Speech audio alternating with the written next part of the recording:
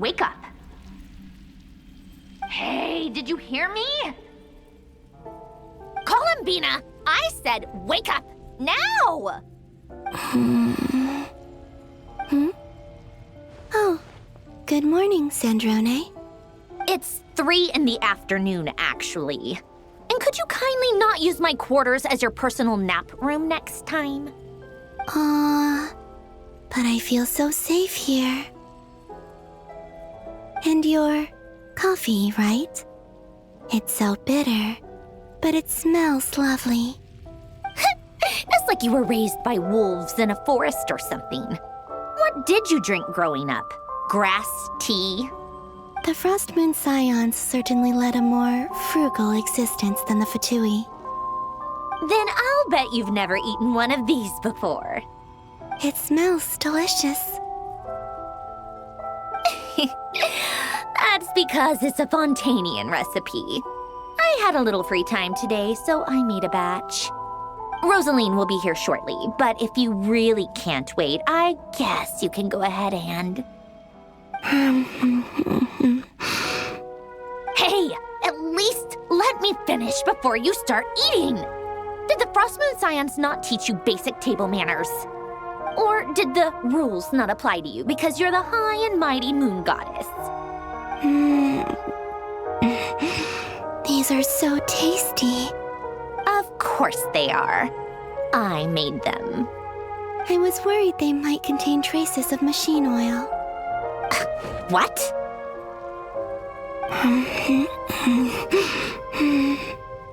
You know, there's something I've always wanted to ask you.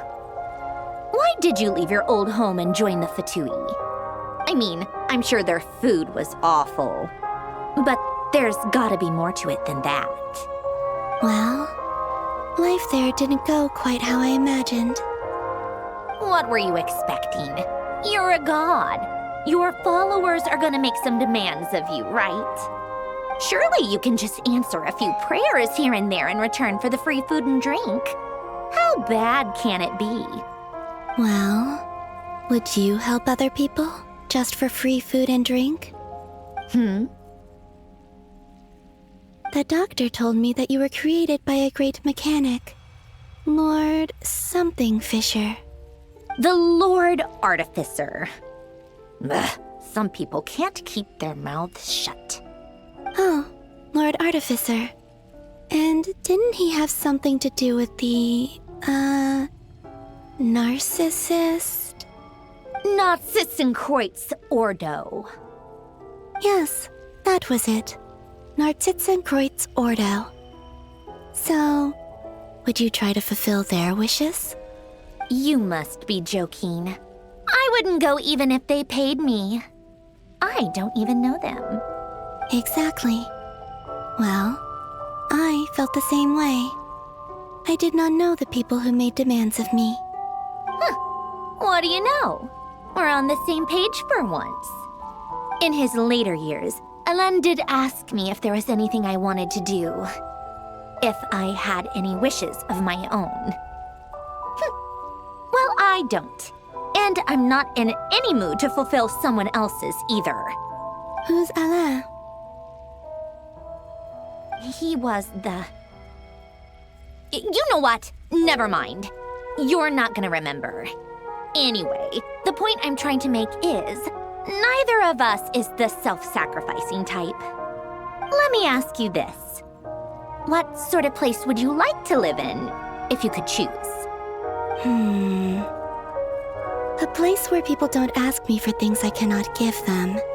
Where they don't worship me, or fear me, but just want to chat with me like a normal person. I'd also like the freedom to come and go as I please. And ideally, it would be somewhere with the smell of coffee and snacks. Not to burst your bubble, but no such place exists in the world. Now, take your snacks and scram.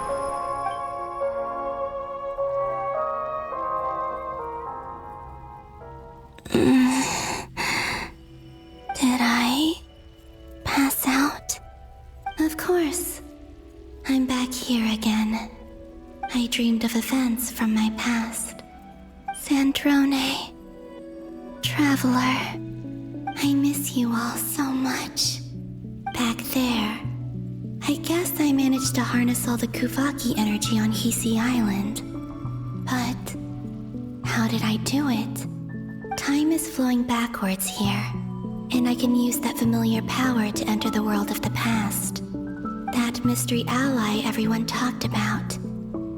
It was me all along. I can sense that there isn't much more power remaining up ahead. What lies at the end of all of this? Will time keep flowing into the past? And will I ever find my way back?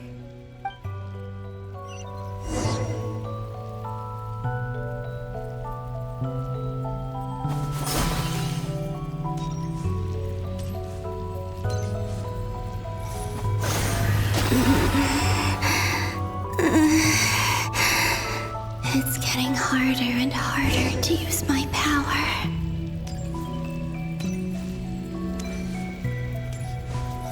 I'm no match for the Abyss in this state. I need to avoid the contaminated fragments.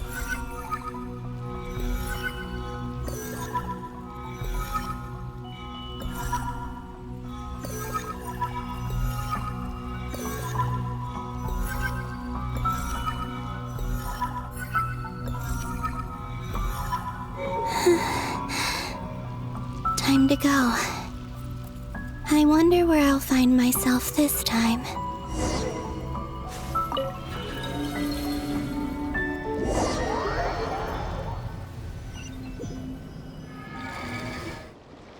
The Final Night Cemetery. This is where Flint's is based. Or not! How are we supposed to read through this many files? Difficult, yes, but it is also our most efficient option. Seems like they're searching for information. Oh, I remember. Flint's and Varga talked about some files on the Wild Hunt. Was this my doing too? To expose the true intentions of this Rarir, we need to dive into Notcry's history. Are my actions changing the past? Or are they simply completing a process? Is all of this inevitable? Or am I the one making these decisions? If I choose not to help them now, will it change how things turn out? Hope we don't land on our heads then. They're my friends. I can't not help them.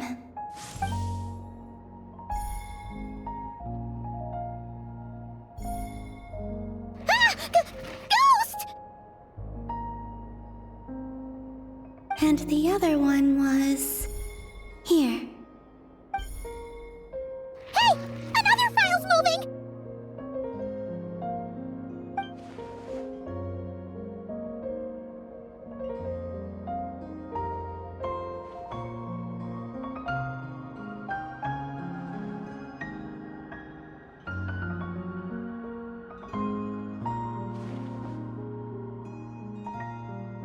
That should do it.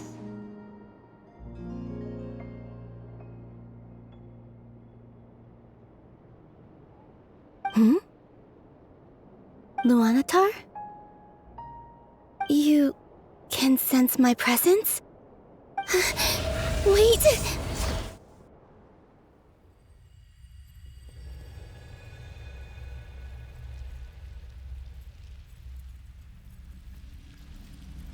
Luanatar.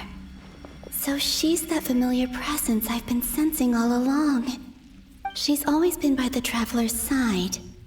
That explains why the Traveler has been there each time I've entered the past. But why Luanatar? Is it because she has a connection to me as the Moon Goddess's familiar? If so, why not any other Kuhenki? That's...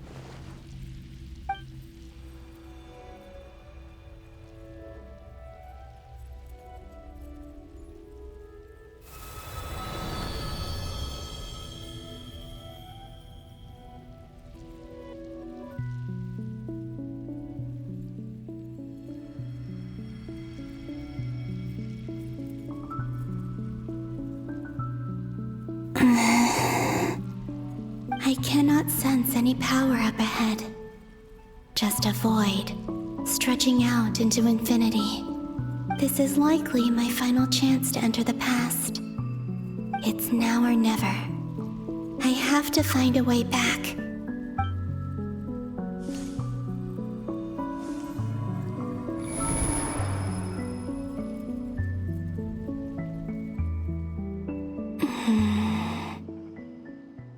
Easy Island? How far back in time is this? Where's Luanatar? I can't sense her presence this time. Oh, seeing Anafa and Aino reunited like that sure was heartwarming. Traveler, Paimon. No, stay calm. I don't have much power left to change things. I don't even have that much time left here. Think, Columbina. How do I find a way back? A way back? To where? Do I go back to Moon Prayer Night? Or to the future that followed? And if I return in my current state, what will become of me then? Dotori's actions that day proved that he'd been planning that for a long time. He had already seized the power of 2 moon marrows before capturing me. Even if I managed to get back, how can I fight against him when he wields the Tri-Lune Authority? I can't. If I go back like this, I'll be playing right into his hands. I have to find some way of rivaling the power he has usurped. Wait. Time flowing backwards. The Tri-Lune Authority. Does that mean... I think I know what the final destination of this lunar reflection might be. I know what I must do. Speaking of homes, we must already be close to where the Frost Moon Scions live. The vibe here feels different, just like the scenery. But how do I communicate my plan to my friends? Should I write it down here? No. Someone else will see it. I need something with a close connection to me. Something I can use as a medium to tell them what's happened to me in here. Now it makes sense.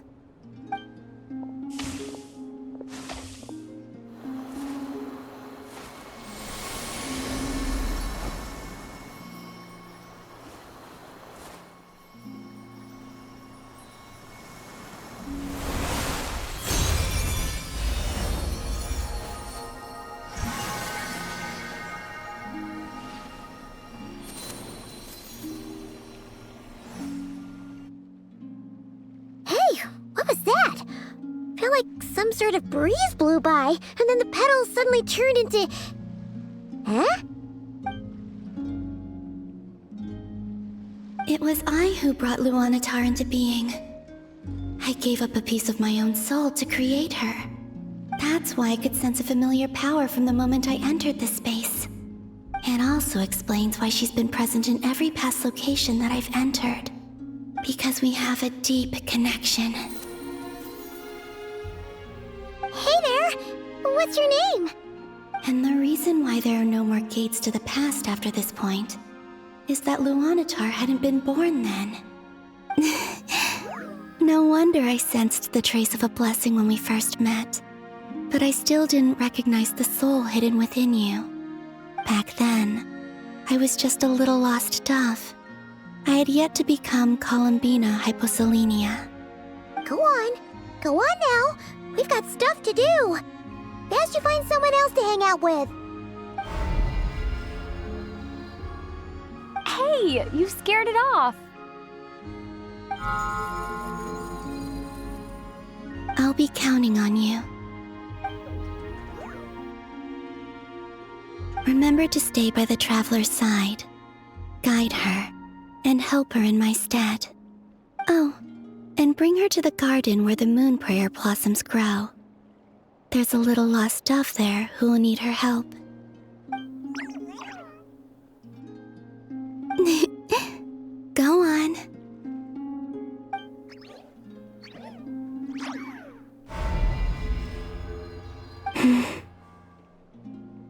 too. Go and live your story. As for mine must go in a different direction.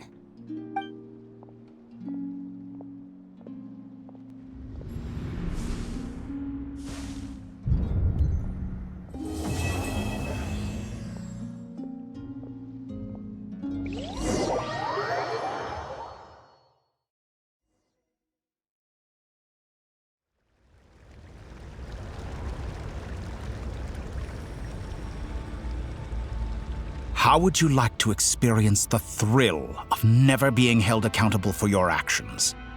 You could crush people like ants without consequence, or tear off their heads or limbs as you please. Believe me, such a life is but one small step away. What point is he trying to make? Freedom? But the freedom to kill? To do evil and get away with it? Why would you offer me that? The creation of a world is the ultimate scientific experiment. I have taken my research to the highest level, where I shall be not just a god, but also a servant to many sacred spirits. I shall heed the truth and perform holy deeds. A god's laboratory is the perfect playground, but it needs the right occupant to explore its full potential. Mortals are found everywhere one looks. Not so with Descenders. I'd prefer my first guest to be a distinguished individual such as yourself. And I know you could make the most of the opportunities it offers. So the condition for entering the new world is to take innocent lives. The same dilemma that Rerir once faced. Could I really bring myself to kill others for my own benefit? Rerir did. And look where it got him. Have you made up your mind? I can't do it. Your playground is no place for me. You're putting your hopes in the wrong person. But we both know I'm not quite the hero you say I am either. I have my own reasons for the journey I'm on, and they aren't all selfless. You've grown a lot since we last met. But there are still things you are unwilling to compromise on. This will only hinder you. Why don't I lower my requirements a little as a gesture of goodwill? I'll give you a little time to learn to be a less noble soul. That'll make things much easier for you. I really doubt I could live that sort of life. And yet you already sound less defiant than a moment ago. The benefits appeal to you because you can read the signs of the times. Why don't we return to my research facility? Your last visit was so rushed. There is much that I have yet to show you.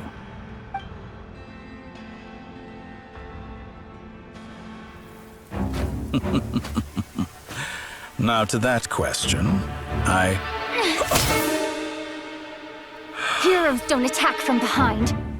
Guess I'm no hero. This is most disappointing.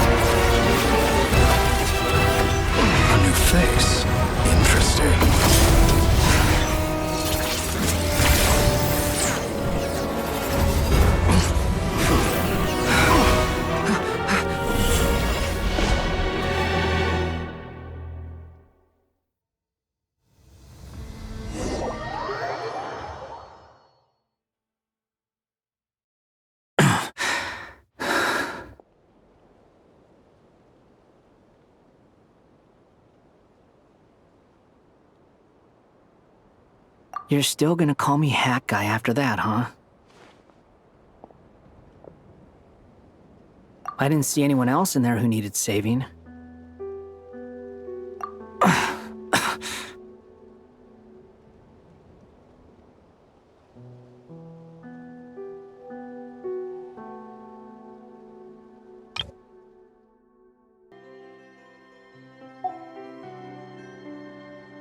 It's nothing. I'll be fine. Why are you looking at me like that? Is it that shocking that I'd come to your rescue? I owed you a favor back in Sumeru. Now we're even. Distracting Dotori was tough, I won't lie. He's not gonna fall for the same trick twice. That was my one shot. I'd hoped to use it to take him out. Ugh. I never wanted to obliterate someone more than I do right now. Dotori doesn't recognize me, but his segments were originally made based on an analysis of my operational principles. I expect it's only a matter of time before he figures out what I am. So Dotori doesn't recognize Wanderer because he deleted himself from Irminsul. Did he really miss his only chance for revenge by saving me? Why the long face? Hey, I'm not blaming you, okay? And I'm not complaining either. Rescuing you and killing Dotori are equally important goals. Everyone would be pretty stuck without you. It's best you live to fight another day. How are you holding up? Are you all right? Hat Guy said to put safety first, so we agreed to run as far away as we could after leaving the energy field and only meet up once it was safe. You don't look injured. It seems that Dotori didn't do anything to you. All right. Rescue operation complete. Let's head back. There's a lot more work to be done before this is over.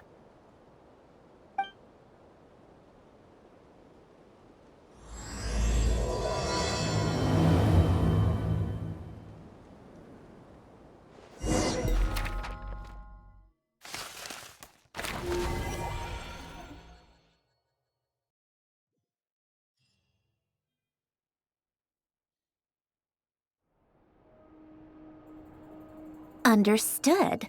I will bear the Tsaritsa's decree in mind. I don't see what's so awesome about it, though. Does he really think everyone else is as immature as him? I'm not stooping to Tartaglia's level. I thought you might say that. How's your progress? Quite promising, actually. That alchemist Albedo gave me a few ideas. Remember how I asked you to look up some files for me? That stuff on the Nazi-Kreuz Institute. René de Petrichor and Jakob Ingold. Alain Guillotin despised René's theories and methods, but he never managed to come up with better alternatives either. So I adopted some of René's ideas. I thought Alain was like a father to you. He and René were mortal enemies, were they not? And what would you say if Lenny and his friends one day learned something useful from someone you utterly detested? I would applaud them for it. That would mean that they have surpassed me. For all we know, Alain Guillotin might have thought the same thing. Not that it matters, though. He's dead, and I'm alive. So it's my call to make. Once you die, it doesn't matter how great you were in life. Only the living get to decide what happens next. Hey, come on out. They're back. Huh?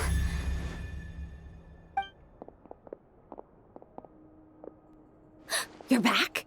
And your head's still screwed on? And you still have all your limbs? What does it look like? Way to keep your composure, madam. Excuse you. I am perfectly composed.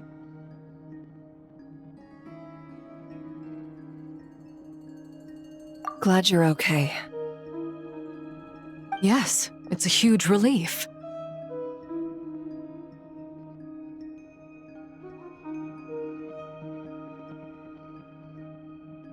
Worry? Oh, yeah, right. You think we, the Fatui, were worried about you? We were worried sick. Hey! The Traveler and I were already friends. You are free to join this mission in whatever capacity you please, much like your tea parties. It's a laugh a minute with you guys.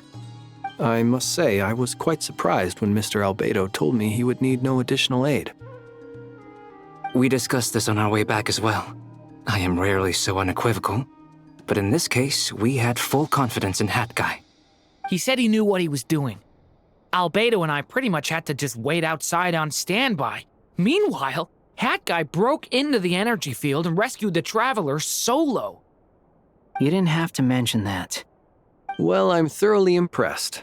You are a force to be reckoned with, Hat Guy. Is she back? Is she really back? Traveler! It's really you!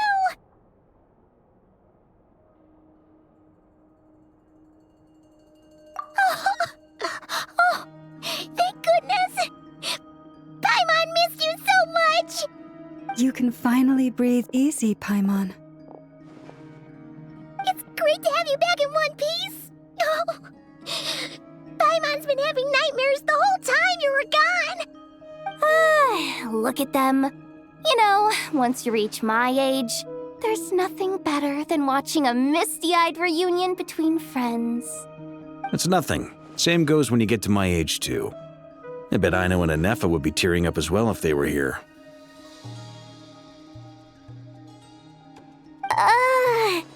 Varka, I'm not sure Anefa can cry.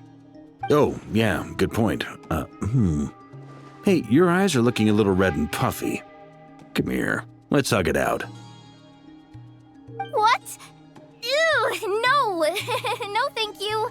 You're not my dad, okay? Knock it off! Everyone, I'm sorry for all the trouble I caused you. But the silver lining is, I didn't come away from this ordeal empty-handed. While I was being held captive, I learned a lot about Dottoro's current capabilities and what he plans to do with them. Allow me to explain.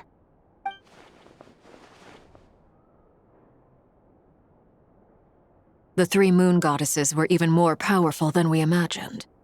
No wonder Dottore believes himself to be equal to the gods, maybe even superior. Utter blasphemy. While everyone was gone, Nefer and I made an interesting discovery, and I believe Miss Sandrone has something to share too. Ma'am, perhaps you could do the honors?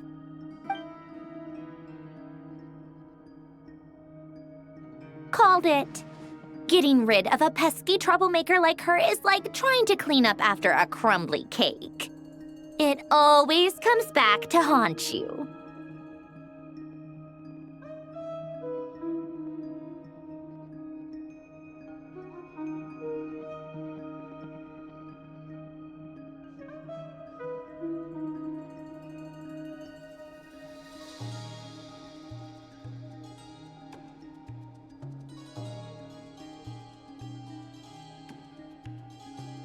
Our next step is to find a way to bring her back. A place where time flows backwards, with no destination in sight. Surely it must have been created for a specific purpose. But I fear the answers are buried deep in Tevat's history, held by great powers beyond our reach. It sounds like she's on a specific path through time, just traveling in the opposite direction to us. The question is, where does that path lead? Or will it keep going to infinity? We considered that question as well. Strictly speaking, time is not infinite. Indeed not. Every road has an end. Nicole! You sure loved quietly sneaking in mid-conversation. I do, in fact. It's something I've always done at our mages' tea parties. Quiet, mysterious, and persuasive. You wonder what lies at the end of her road. Well, just as the world has a beginning and an end, so too does time. And so, the end of the road is the moment that Tevat was born. But where Miss Columbina will end up along this road, That depends on where this particular river of reverse time began. What about the original moons and the moon goddesses? Do they have a beginning too? All things do. In the beginning, no moons adorned the sky. It was the Dragon King Nibelung who raised the 3 moons into the heavens, and thus were the moon goddesses born. They were shadows of the planet, born to wield Nibelung's authority and oversee the world on his behalf. They were extensions of his will, manifestations of his majesty. But then one day, they disappeared just as suddenly as they had once been brought into being. Nobody knew where they had gone.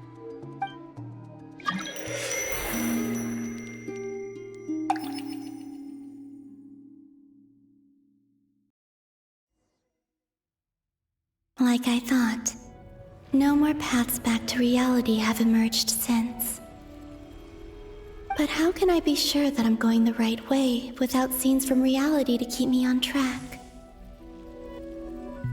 I can't even be sure of how long I've been walking for. The further I travel, the less stable this space becomes. There are even moments where I can sense something that feels like abyssal energy. They can just materialize out of thin air. I have to keep my wits about me.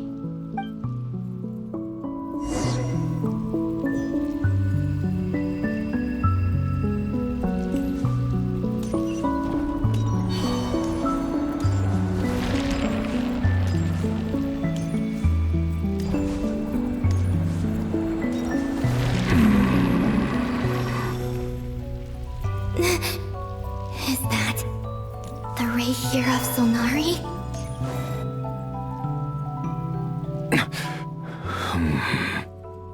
You are the moon goddess. But how? Please, there's no need. I'm not interested in fighting anymore. I find that a little difficult to believe. Yeah. Honestly, so do I. The way you used my own power against me was... It was a brilliant strategy. And then, in the final moment before I was thrown into this space, I got to see an old friend. Mr. Dainsleif. Right. It was so long ago now. But we were friends once. When I first got here, I was filled with hatred, remorse, and rage. How I cursed and devoured. I tore everything here apart. I was consumed by the desire to leave this place and have my vengeance. But to no avail. This is a place with no exit. This is the second time I've entered this space. Though I have no memory of the first, I was torn to shreds the moment I entered. But this time I survived. It must be partly because of this new body, and partly because of all the Kuvaki I absorbed in Nodcry. Are you the source of the abyssal power in here? Not all of it. Some is from when I first arrived here and tried to destroy everything. But there was already a degree of abyssal power here before I entered. And like a venomous snake baking in the merciless sun, it tried to slither into my shadow. Tried to? So, you rejected it? Yes. Because after that, the world suddenly became silent for a moment. What do you mean? The voices in my head, they were gone. And then I saw her. Her? Thelindis. My former lover. Never mentioned that she saw a memory of Thelindis leaping into the moon's reflection. More precisely, I saw her afterimage. I'm sure the real her is long gone. She was just an ordinary Conrian. she couldn't have survived here for very long. Anyway, why have you come here? Didn't you know it was a dead end? If I hadn't escaped through the Moon Gate, my friends would have been in far greater danger. Oh, I see. Because of your power. The power of a moon goddess. What? You'd like to know how I know, wouldn't you? The one who resurrected me said so. I could hear a deep lust for power in his voice. Do you mean... Dottore? Dottore. So that's what he's called. He'd been collecting fragments of my body for a long time. All so that he could resurrect me at the moment of his choosing. I had no interest in his research. But being as corroded by the Abyss as I was, we were aligned as far as hunting the moons and recovering my strength were concerned. So that's why the Wild Hunt suddenly became so active in Nodcry. When I left the Fatui in my weakened state, Dottore must have felt that his time had come. Moon Goddess, could I ask a favor of you? What? I know this is a lot to ask, especially from someone who tried to kill you. If you refuse, I won't fight it. But this is the only thing I desire now. Nothing else matters. What do you want? I'd like you to take a message to Thelindis for me. Thelindis? But... Yes, she's dead. But like I said, I saw her afterimage. I can sense that some part of her soul remains here. Far, far ahead. Why don't you go and speak to her yourself? I can't. I don't know why, but I can't move freely in this space as you can. All I can see is a glimpse of her walking away. Just like the moment when I last saw her in life. In return, I will clear these abyssal obstacles for you. No, not in return. I'll clear them for you, whether you want to help me or not. It feels like something I ought to do. Why? Yeah. Why, indeed. I've been asking myself that question a lot recently. Why did I do the things I did? I'm tired of it all. Tired of the person I became. People used me. And then I turned around and started using others. I hurt a lot of people. I think I grew tired of it long ago. But I wouldn't admit it to myself. And ultimately, that's how I ended up here. What do you wish to tell her? All of it. My past. My mistakes. Everything that happened after we were separated. Is it okay if I give her the abridged version? Yeah, I'm sure there's plenty you can skip over. Just tell her the important parts. Whatever you think that means. Like the part where you relentlessly tried to kill us?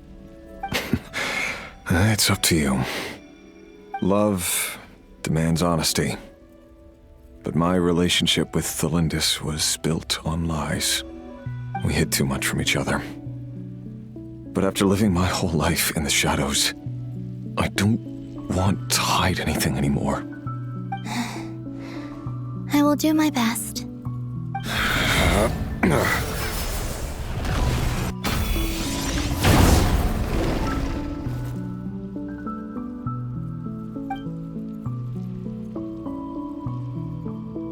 There. The Abyss will no longer stand in your way. Even though Mr. Dainsleif felt he had to fight you, I think he still regarded you as a friend. Dane? He said that you betrayed him, But he also felt great remorse at never having understood what you were truly going through. Why tell me this? Because if he'd known that someone could take a message to you, I believe that's what he would have said. Thank you. It means a lot. I know this will sound strange coming from me, but don't die, Moon Goddess. I can tell that you're determined to get out of here.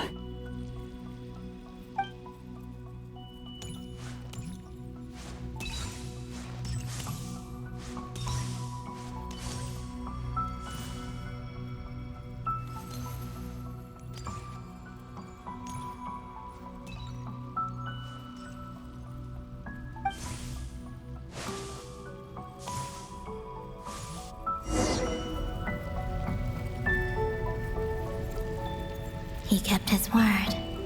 The abyss is no longer obstructing my path.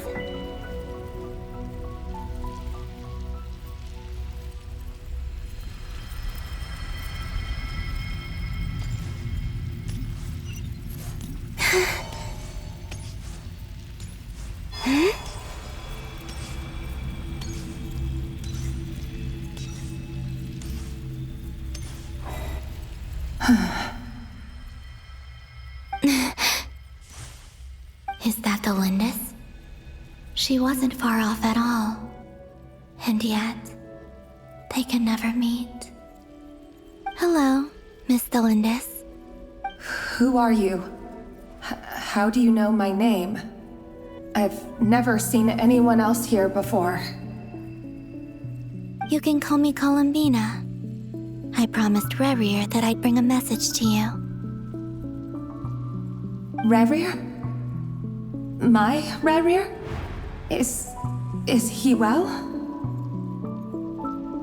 He's doing better than he was. Better than he was, huh? Sounds like he's had a pretty rough time. Others have had a rough time on his account too. In many cases, their time ran out because of him. And I'm not just talking about the children of the Crimson Moon. So, things got worse before they got better. Could you tell me what happened, Miss Columbina? Are you sure you wish to know? Yes. This is my opportunity to learn the truth. No matter how hard it is to hear, I have to know. I admire your courage.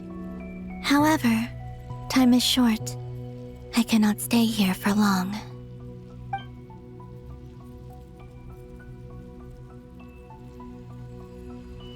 Rerir had seeds of hatred in his heart, and many people nursed them for their own ends. On some level, everything he did was to try and find a way to see you again. But in the end, he came to regret his mistakes. He wanted to apologize for hiding his past from you. Beyond that, he did not say specifically what it was he wished to convey to you, but I'm sure that you've always been on his mind. You are what has kept him going over all these years.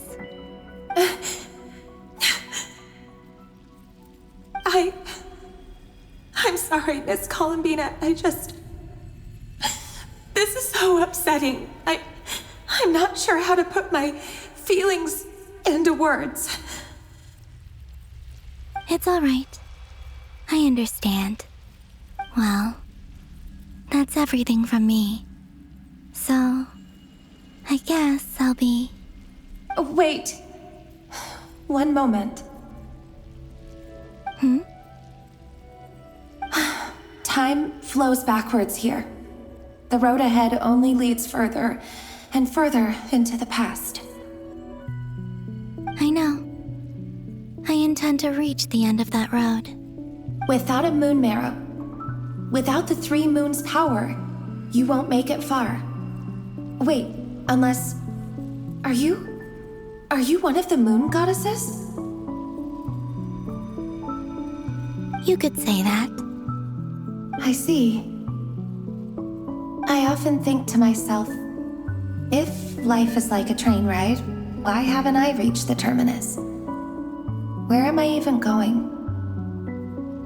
And it's not just me, it's this whole place. Wherever it is, it seems like it's existed forever. It's such a mystery. Where is it going? I must seem so ridiculous. I can't answer these basic questions, and yet I jumped right in here without hesitating, only to be torn apart the moment I entered by powerful energy currents. Only my soul remains now. Thinking back, I was suddenly overcome with fear and terror in that moment. Perhaps I too became bewitched by the abyss. I may have been the leverage it needed to control Rayrir. I used to be a researcher at the Universitas Magistrorum in Conria, researching the iridescent moon's marrow. Eventually, I came to the conclusion that time in here flows in reverse. Rayrir was one of the Venster King's retainers. With me, he was in an impossible position. It plagued him constantly. I wanted to help him escape his lot in life. I wanted him to be happy, so I thought I'd use this place to return to the past. At the time, I thought I could just go back to the day that the Venster King first found the prince. It was only after meeting the prince that the Venster King started going too far with his research into the abyss. That was the day all of our woes began. I thought I could stop the king from ever meeting him and solve everything. I couldn't kill the Venster King himself, so I had to find another way to save Rayrir. That's why I wanted to go back, to kill the person who had brought new possibilities to our realm. I'm sure it was a futile endeavor, but the abyss probably enhances the basest human desires. So I naively hoped I could change everything. But I was simply too weak, like a speck of dust against the whole universe. Look at me. I didn't even survive the journey here. Not physically, at least.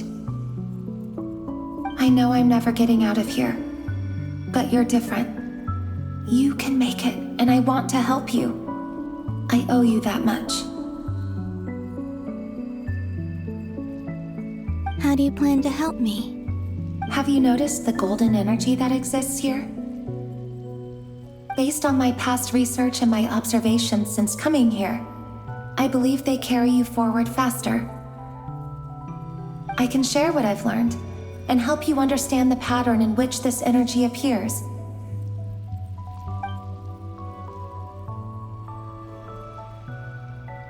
I think you just might... Now, I know you will be able to change the past. Also, I've been speculating about where this space ends. The documentation was scanned, but from what I know of the legends about the moons, the oldest ones seem to begin with Nibelung, king of dragonkind.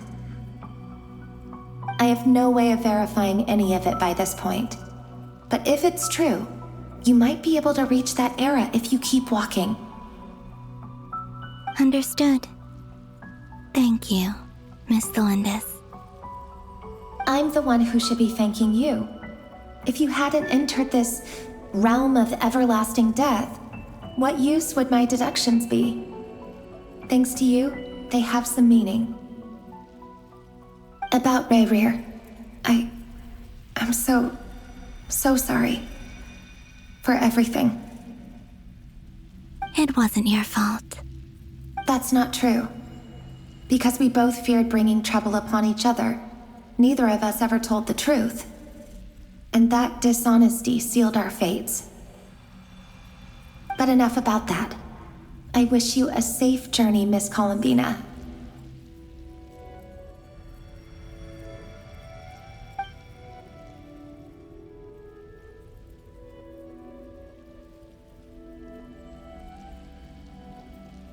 And may the outside world never have to experience pain like this again.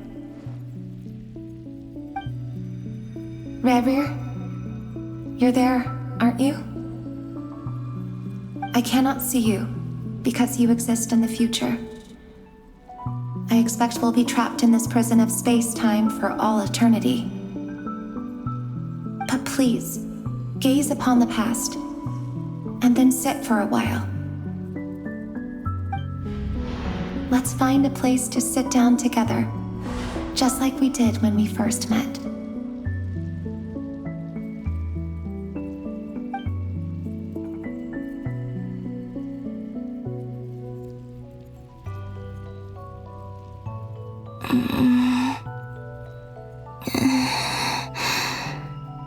How long have I been walking?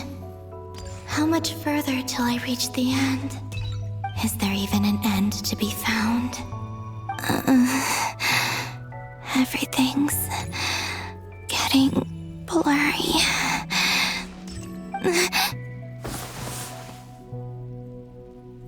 Huh? Are you all right, little sister? Have you come from the distant future?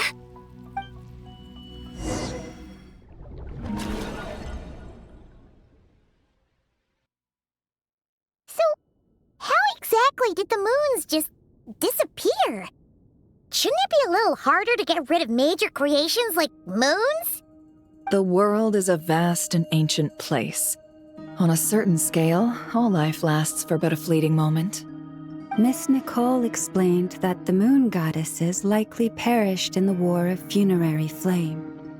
The moons themselves were also destroyed at that time, save for the Frost Moon, from which a new moon goddess was later born. Am I missing something then? 'Cause the stories say that the moon goddesses were born on the moon, but doesn't Columbina say she was born in Nodcry? Huh, you're right! Why do their birthplaces differ? What's the difference between the two generations of moon goddesses?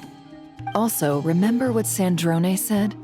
Her scans detected 4 moons.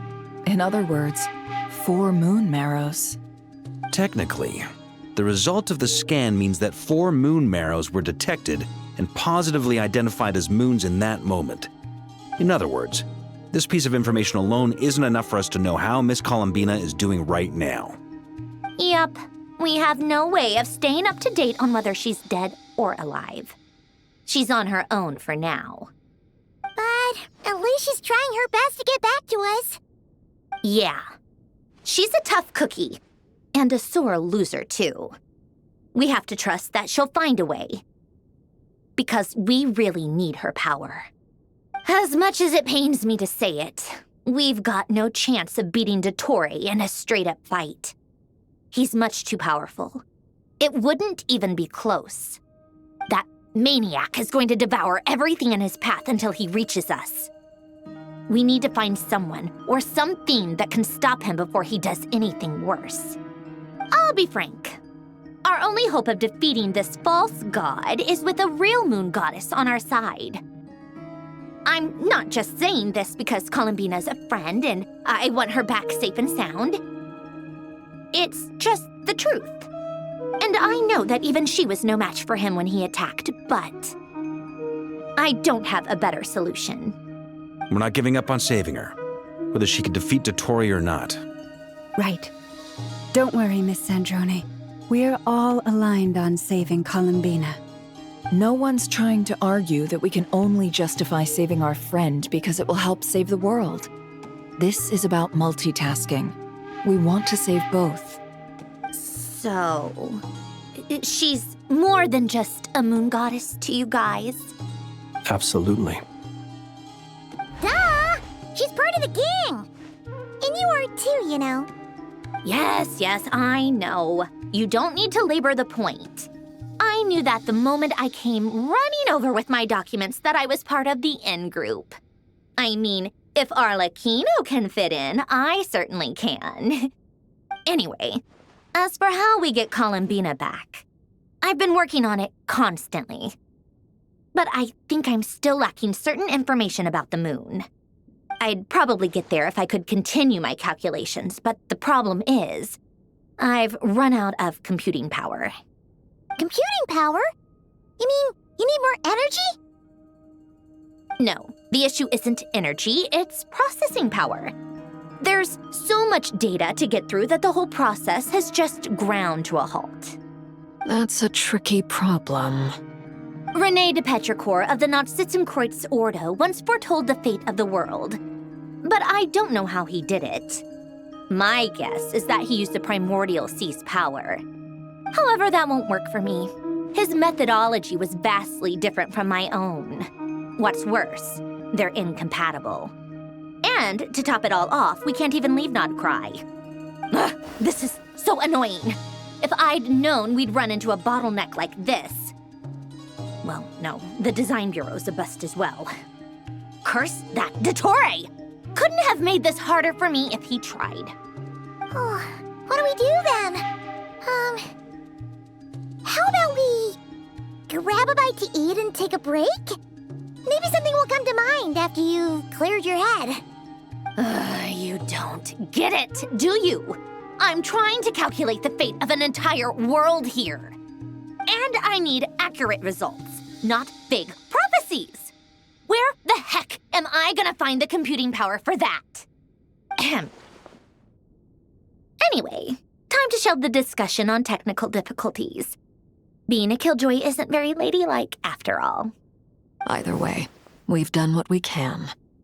Rest well, everyone. Remember to let us know if anything new comes up. Hawkeye? Is he hinting that we should talk outside? Let's go somewhere a little more private.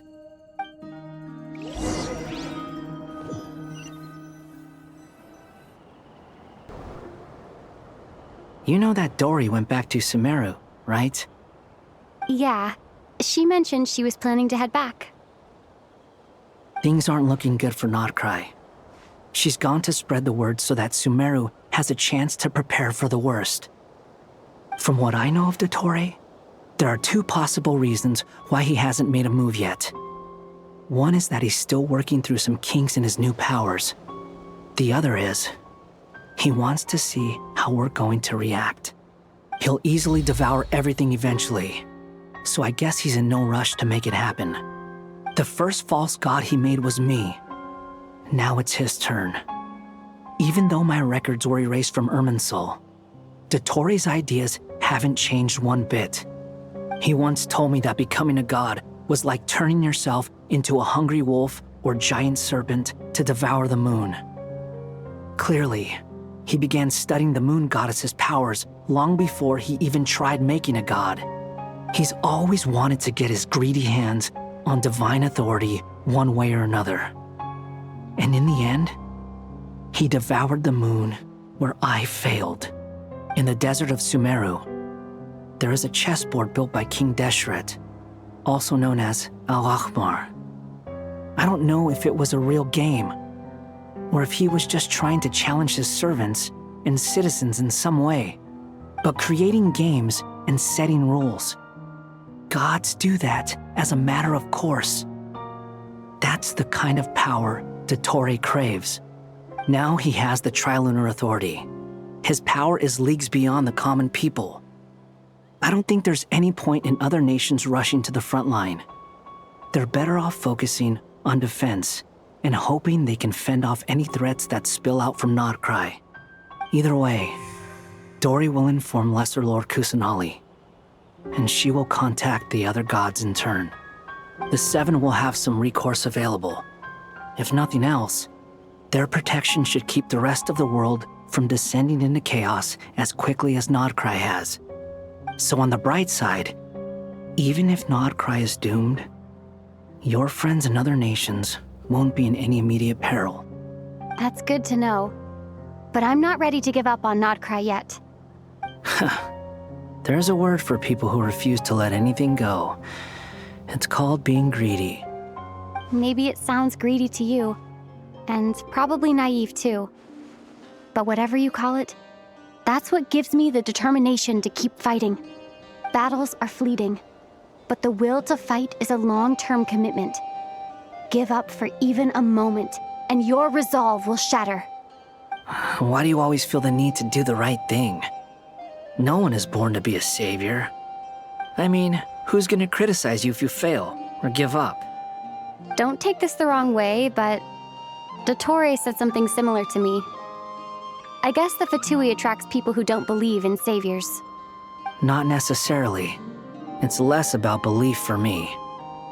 I just want to know how determined you really are. After all, I don't owe anything to anyone else here. Only you. You look kinda worried. If your arch-nemesis was about to achieve their ultimate goal, I think you might feel a little worried too. That's true. Dottore is about to become an omniscient, omnipotent deity. That's gotta be a bitter pill to swallow. Still, you're calmer than I expected. Obviously. I have to admit that my past self was a reckless fool who misunderstood not only the point of revenge, but how to achieve it. And as much as I want my vengeance, I know I'm not gonna get it by acting alone. If the world's taught me anything, it's to think before I act. Too bad it never taught me any other virtues, though. So, I am going to destroy Dottore, no matter what it takes. So, what's your plan? I'll get to that. First, tell me, what do you think of Sandrone? Just like Paimon said, she's a friend, part of the gang. How much do you trust her? This is a serious question. Think carefully before you answer. Although she's with the Fatui, she has her own values and she's helped us a lot. If nothing else, she's clearly going the extra mile for Columbina. I see no reason not to trust her. If you say so. In that case, the three of us need to talk. I have some thoughts about her computing problem. It can be solved, but it will come with a cost. How much? If I can afford it, I'll cover it. Sometimes your heroism really backs me into a corner. You know that? Come on, let's go talk to her.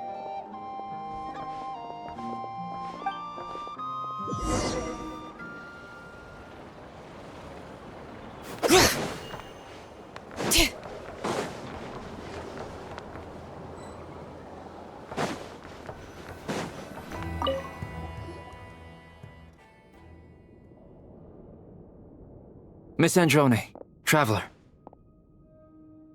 Hey there. Paimon's here too! She was just helping them sort through their things. How did your chat go? That was fast. The call only just ended. Well, you said it was urgent, so we got here as quickly as we could. Albedo, I have some alchemy questions for you. I see. Looks like my knowledge proved useful after all.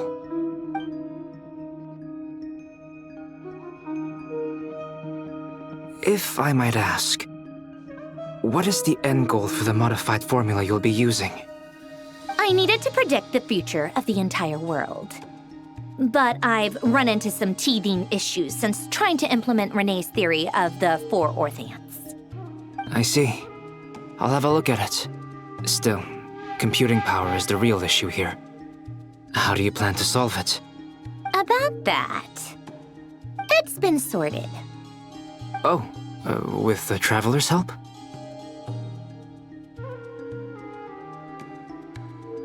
Actually, you're not wrong. She found the person with the solution. Was it Hat Guy? Yeah, it was him. Wow! Go Hat Guy! Seems like all that time studying at the academia is paying off big time. But where is he? Wasn't he the one who asked Albedo and I to come here? Come with me.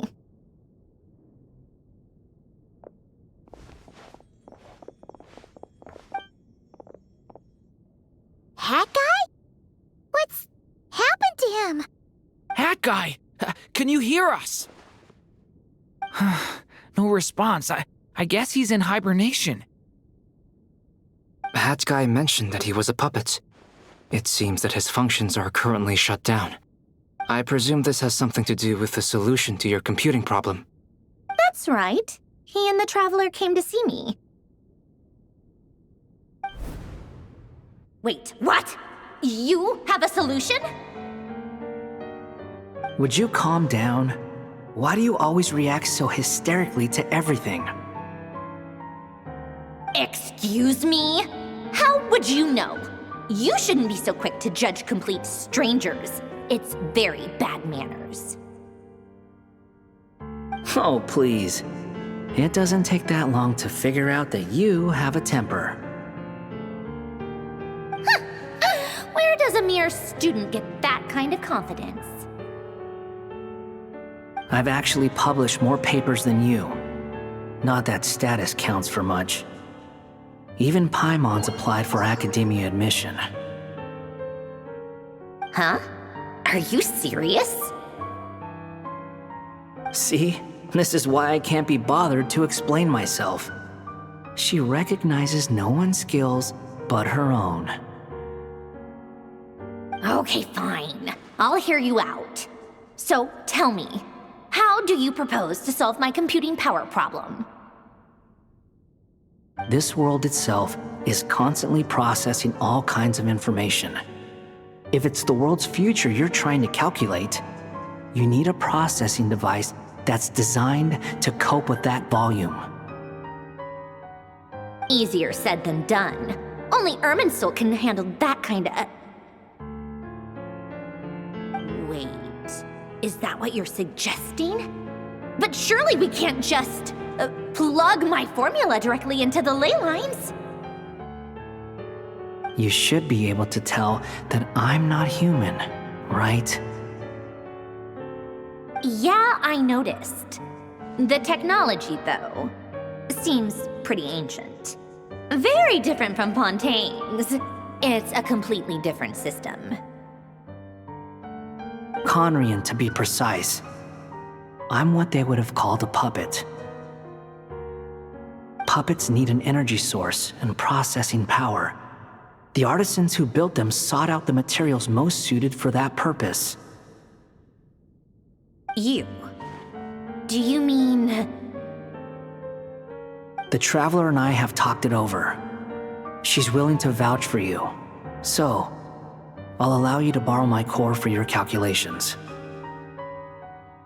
It was built using wood from a silver white tree, which makes it a small part of Irminsul. Conrian technology and Irminsul wood. Who in the world could have built you? Are you sure about this? A puppet without its core will cease functioning completely. And if it's left in that state for too long, it might not recover. You could die if you do this. You do realize that, don't you? I can put two and two together, yes. No need to rub it in. I won't lie to you. This has never been done before. I cannot guarantee your safety. Doesn't matter. I'm prepared for the worst. Did you two actually talk this through? Is he... Are we really considering this? Yes, we discussed it. The bottom line is, he trusts me and I trust you. Let's give it a shot, shall we? Honestly, I have no clue where this kid even came from. But for whatever reason, he lent me his core to use in my formula. I'm very close to finishing my calculations now, and the core is currently in use. So I'm sorry, but I can only show you a sketch right now. This is what the core looks like. A silver white branch. It certainly matches the legends told about Irminsul. Is Hat Guy gonna be okay? He's not gonna die, right? Right? In theory, he should be fine. As long as we put his core back in time. Beyond that, all I can say is that I'll try my best to avoid risk and make sure the core doesn't sustain any damage. I think I know why you called us here now. Someone needs to watch over his body and make sure it's protected until the process completes. Correct. He said that the only ones he trusts here are you two, and the Traveler. And the Traveler will have other work to do.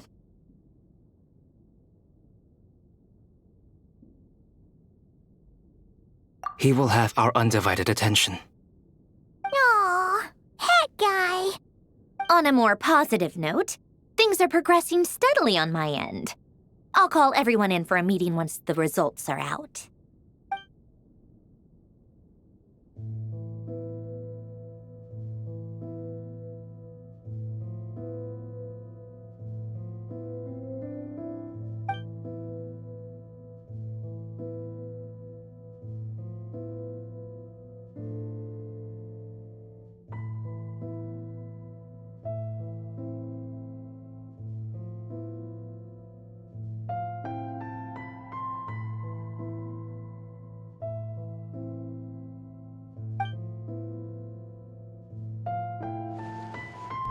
The worst case scenario with the core removal is either a system reset or a total loss of function.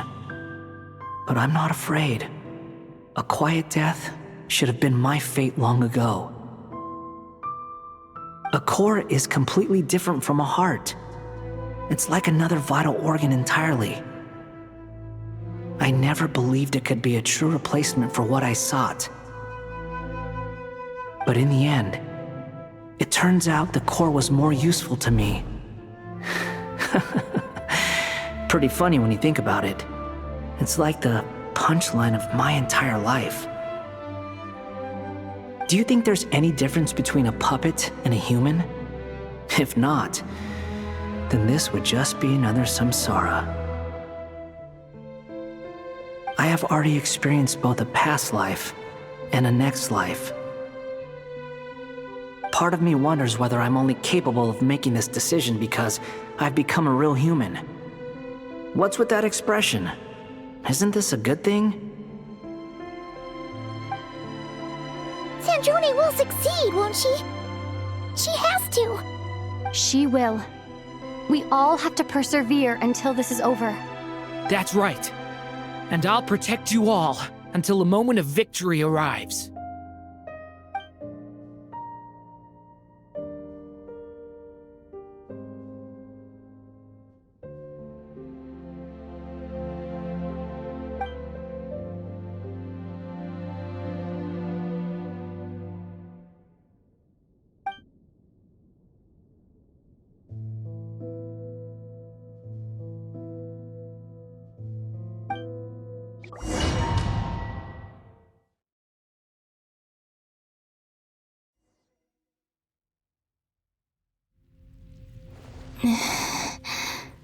Who are you?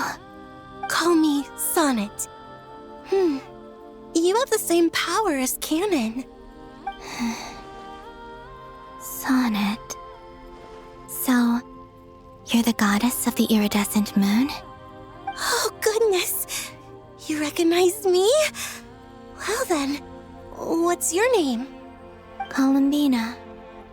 Columbina Hyposelenia. Hyposelenia? What a lovely name. Did you choose it yourself? It was a joint effort between me and my friends. Friends? You mean your friends in the heavens? Huh? Oh, sorry. You must be exhausted. I apologize. Hang in there. Let me introduce you to my older sisters. Do you mean the other two moon goddesses? Arya and Canon? Wow, you sure know a lot. Hey, does that mean that our story goes on into the future? Oh, I guess that wasn't the best question to ask. It's all right. We were prepared for that possibility. You could say we were too prepared. I can't even remember how long my sisters and I have been here by this point. When did you get here? How long has it been? I can't say for sure, but it feels like it's been forever. I see. Are you feeling alright? You look a little unwell. I can hold out a while longer. We don't have far to go. The place where my sisters and I are based is just up ahead. Don't worry, they're both really nice. I'll introduce you.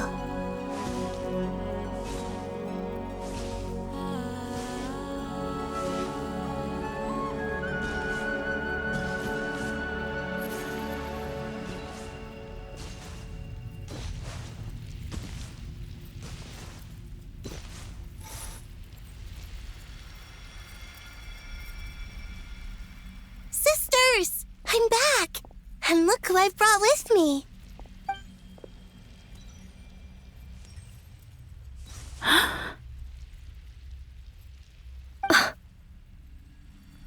It's our lovely little sister, born in the far future. The pleasure is all mine.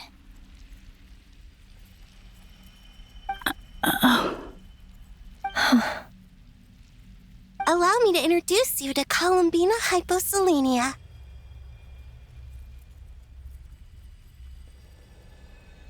This is Arya, the goddess of the eternal moon. And this is Canon, goddess of the frost moon. Canon, don't you think Hyposelenia's power is similar to yours? Hello, Columbina. I apologize for our startled reaction just now. And please, forgive our little sister if she's been annoying you. She tends to talk a lot. It's fine. You seem shy. Don't worry, Columbina Hyposelenia. No one can hurt you here. Could you tell me where here is? Please. I must know.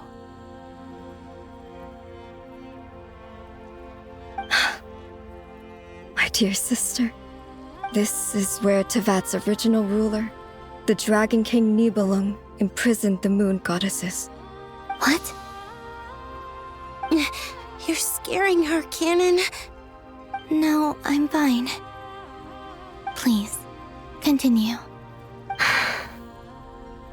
Nibelung, our original master, created us in the distant past to maintain Tevat. But he left this world and traveled into the dark universe beyond, to explore worlds vaster still. Day and night, we fulfilled our duty in the heavens, until the day that the first Descender arrived. The great ruler of the firmament. The heavenly principles. Is that what later generations call them? I see. But we did not reject them at first, nor did they seem to harbor ill intent towards this world. We coexisted in peace. They were like a guest in our home. Slowly, however, we came to realize that our guest had a growing desire to change and dominate the world. And you didn't stop it? No. There was an order to the rules they set up that Nibelung never taught us. We wanted to know if this order would bode good or ill for Tevat.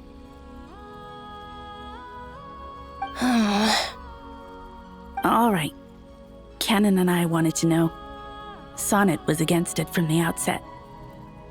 Later, we discovered that this great ruler of the firmament bore an almost paranoid hostility toward the desire of certain life forms to seek power. Or perhaps they feared them. They would even cast down celestial nails as manifestations of their power, to punish the civilizations of the world below. Only this was far beyond mere punishment. Right. Their rules brought order, but the price people paid for merely testing the limits of those rules was far too great. I did everything in my power to help the punished escape catastrophe, but still, Too many lives were lost. The ancestors of the Frost Moon Scions were some of the ones you helped. But just when we had decided to take countermeasures, the Dragon King, Nibelung, returned. And so began the War of Funerary Flame.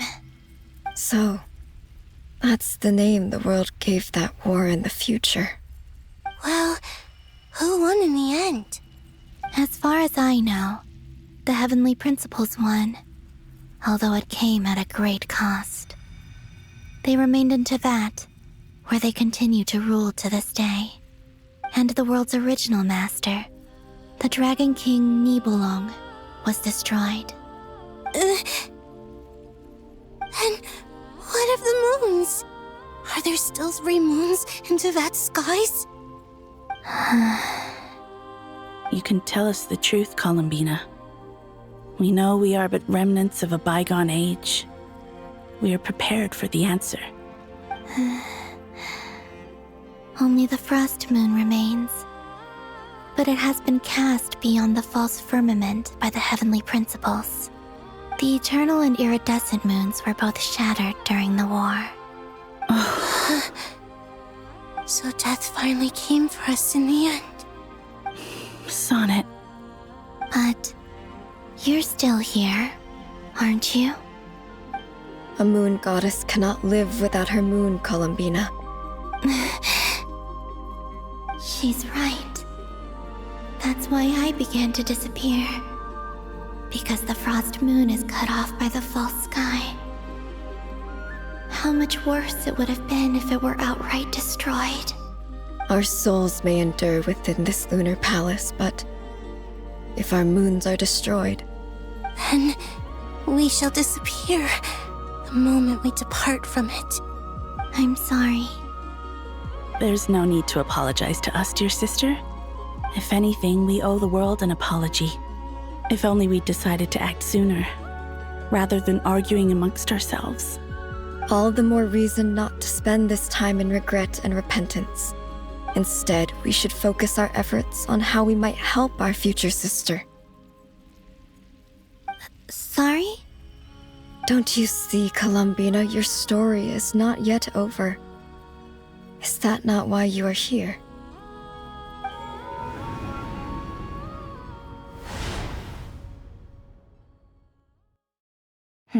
It's done. Initiate numerological array. Continue running primary process. Calculate the world's fate through extrapolation, and identify nodes of potential change. Secondary process, scan for moons.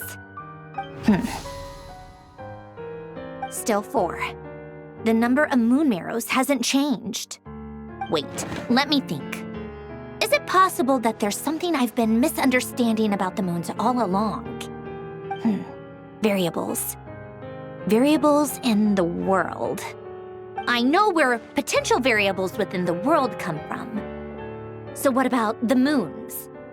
Are there any variables there? Like their life or death, for instance. What if being alive or dead makes no difference to a moon? But that's so strange. Even immortal gods can die. Why would the moons alone be? Wait! I've got it! If alive or dead is considered a variable, we might have had this wrong the whole time. No one ever said that a moon marrow equals a living moon. We just made that assumption ourselves. Initiate secondary process. Scan again. This time filtering out interfering perimeter, moon marrow. I don't care if they're natural or artificial. Get them out of my search results! Why? It says 3 moons still exist in Teyvat, even after excluding the moon marrows. But we know for a fact that 2 of them are dead. Redo the scan. Narrow the results to living moons and real moons. No, scrap that. Narrow it down to moons that have lunar authority and remain alive. Why? Why is it still 3? What is this, Columbina? Has the world lied to us? Or are you the one pulling the wool over our eyes?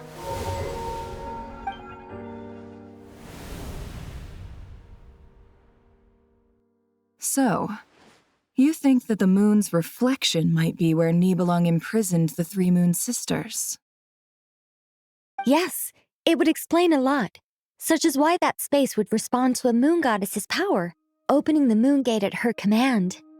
It would also explain why Miss Columbina has been unable to leave, and why time flows in reverse there. In the messages she sent, Columbina promised us she'd find a way to return, but we have no way of knowing how, when, or where this might happen.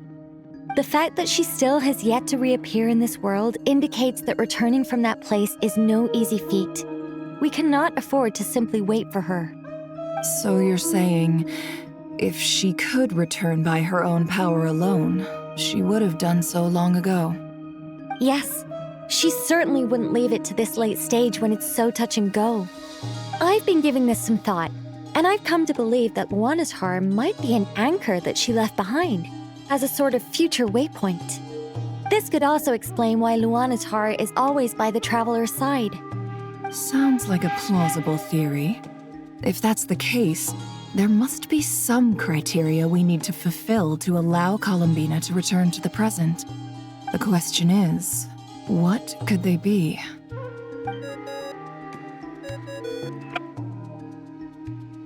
Hello? Listen up! This is extremely important!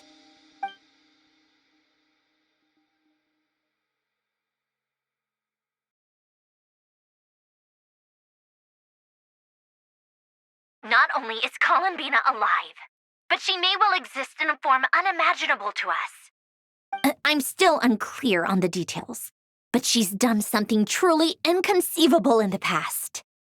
And the clue to what she's done lies in the moon and Tevat's sky. Truly amazing. Oh, I'm so delighted for her. I'm sure we all feel the same. And I'm sure Columbina is ready to get back here and fight by our side. I'll keep my calculations going and try to find some way of coordinating with her. But that's not an excuse for everyone else to slack off, okay? All of you had better keep trying to think of solutions. How can the dead moon still live? And Luanatar?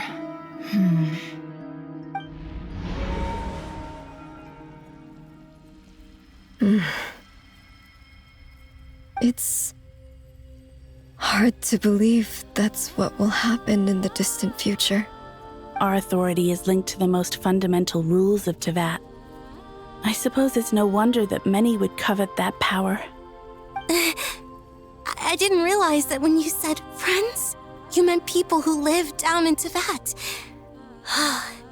That's so lovely. I always wanted to go down there and have some fun. Have you ever tried leaving this prison? Of course. Between us, we've tried everything. But no matter where we go, this space will eventually bring us back here. It's like the center of a whirlpool.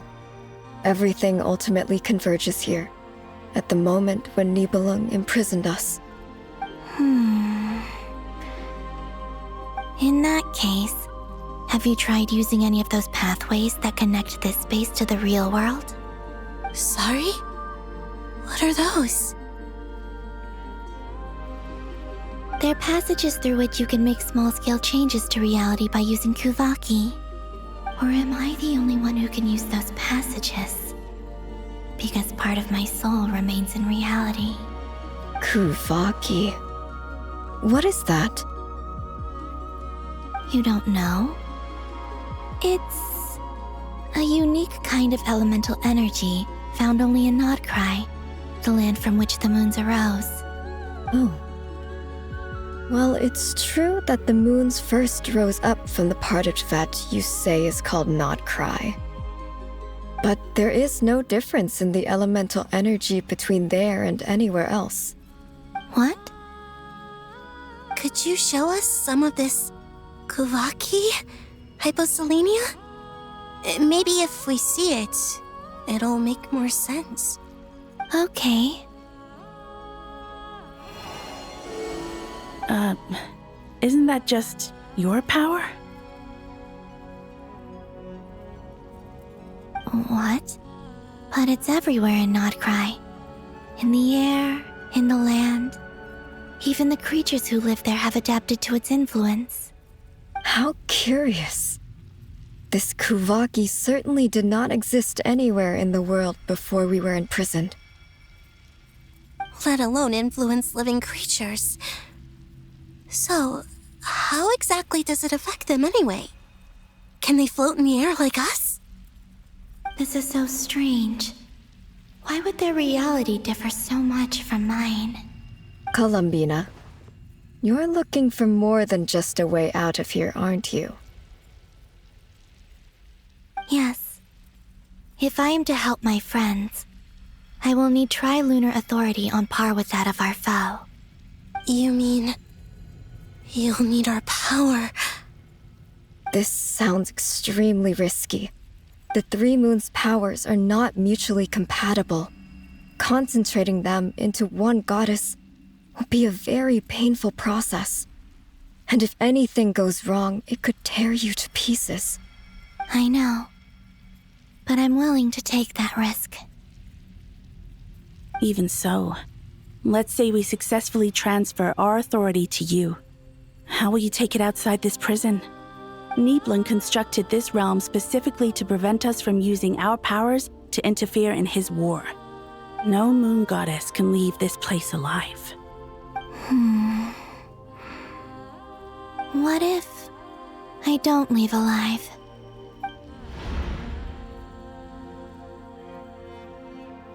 Where do we even start? How are we supposed to figure out what we're meant to do to help Columbina?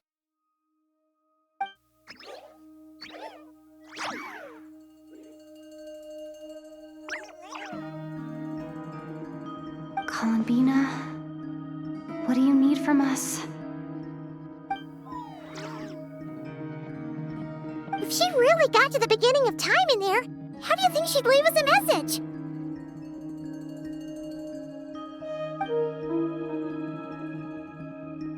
You don't think she'd write it down on a stone tablet somewhere in the hopes that we'd find it, do you? Seems unlikely. Columbina may not talk a lot, but she thinks deeply about issues like this. Let's review what we know. This is the Columbina who fought alongside us against the Reikir of Solnari, and with whom we celebrated Moon Prayer Night.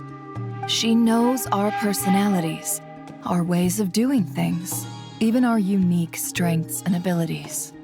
So, if she wanted to tell us something from a long, long time ago, what would she do? Oh.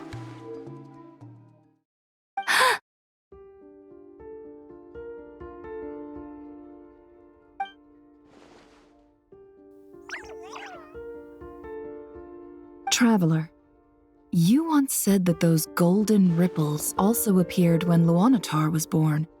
What if Columbina left Luanatar here, not just as an anchor to the real world, but for some other purpose? If she is part of Columbina, and Columbina knows that I can see past events through her... Oh yeah! Like when you peeked into Rarer's past through his heart! Nefer, wait! If you're right about this, and you can really see past events through Luanatar, your eyes... they'll... Oh, I know. Looking at Rerir's past in Conria was already enough of a strain on my eyes.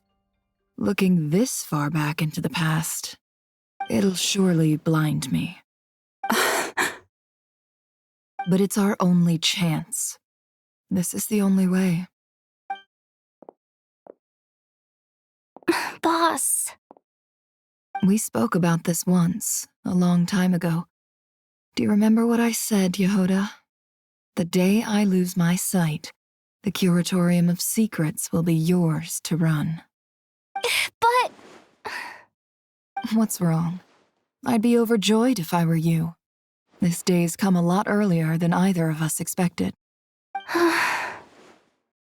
I need to know you'll honor our agreement, Yehoda. Promise me. Yes, Boss Neff. I promise. Are you sure you don't want some time to think this through? What is there to think through? I should have gone blind after our battle with Rerir. Frankly, it's almost criminal that I got away with it for this long. Then at least let me take some precautions on your behalf. And if you really do lose your sight, I'll visit your office every day and make sure you're well looked after. Oh, please, anything but that.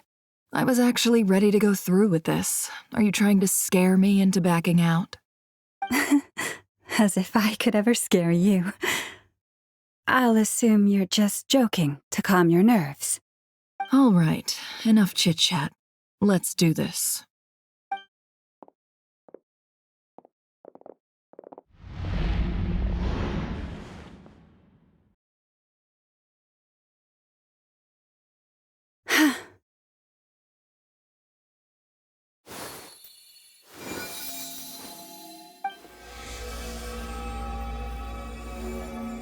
All done.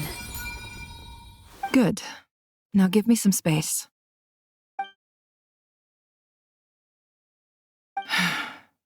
Come on then, little one. Show me what happened in the past.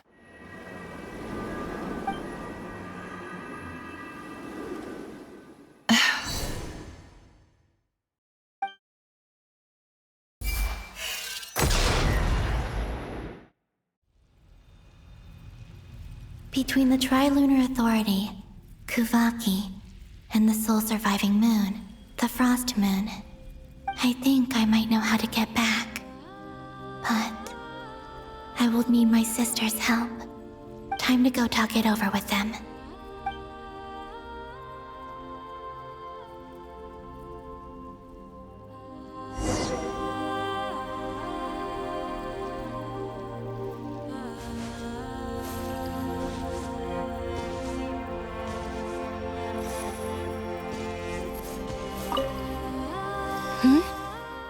Have you decided what to do?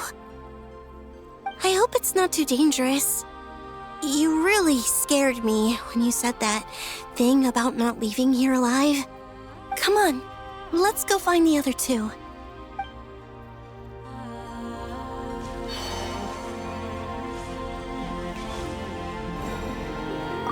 It seems you have reached a decision. I'm all ears. What do you propose?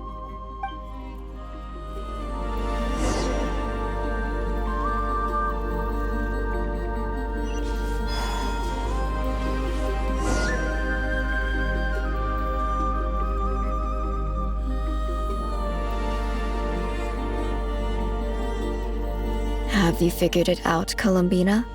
Tell us, how do you plan to leave this place? I intend to die here, in this moment, and then be reborn in the future with the help of my friends.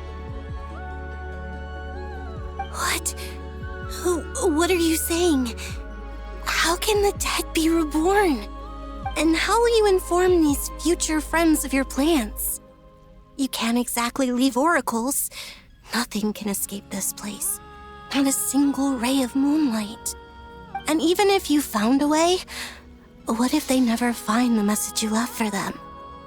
You'll... No, that won't happen. Come again? They will find my message. I'm sure of it. I'm not following. How exactly will you achieve this? It's quite simple, really. First, I will leave my soul here.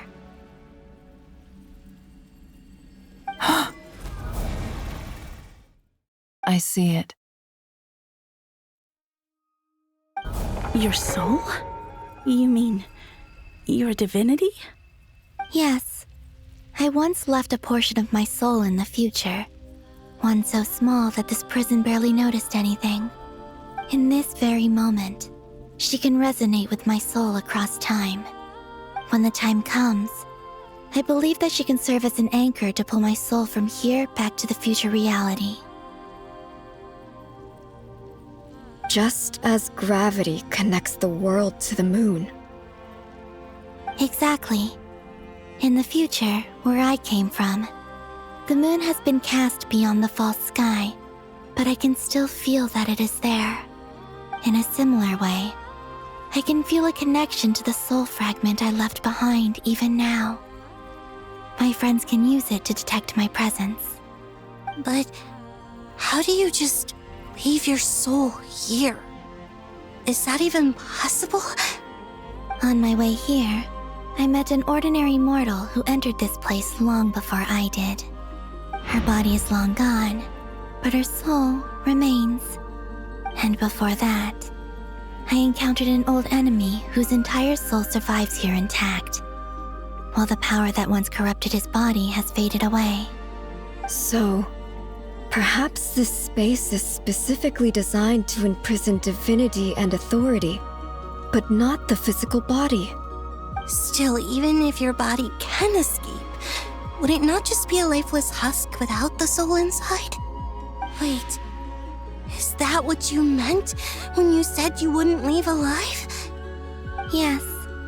I shall turn my body into moonlight and pour it over Nodcry. That power shall protect the land and quietly blend into it, awaiting my soul's return in the future. However, I cannot do this on my strength alone. I would need your help to do this, so I'm humbly asking for your assistance. Oh, dear sister, you need not be so formal. As I said before, we are but remnants of a bygone age. You, on the other hand, were born alone in that distant future, and you have walked a long and lonesome road since then. How could I bear to let your story end here in this dungeon? Don't forget, we are your sisters, your family.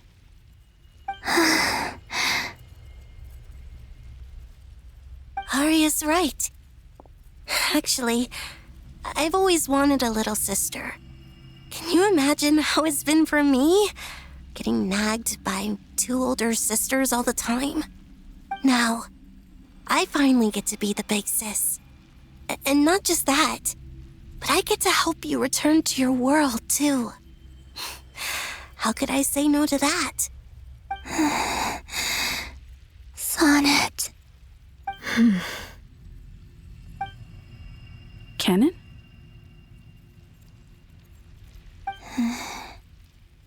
I'm sorry. I know this is a bold request. The Frost Moon is rightfully yours, and it remains intact. Oh, no, please, don't misunderstand me, Columbina. I was just thinking back on the years that the three of us once spent together. You cannot imagine how happy I am to hear of the future world you describe. The Frost Moon Scions, your lovely, kindly friends. For the three of us, whose purpose in life was to maintain the peace in Teyvat. It is a great relief to know that the people of this world live in such an abundant future. If your plan can save them and save Nodcry, I will gladly give you all that I can. Besides, the three of us have been together since the day we were born. I could never abandon them to live on alone without them. Canon. Still, I do have one question I would like to ask you before we proceed. Certainly. What is it? Why do you cover your eyes?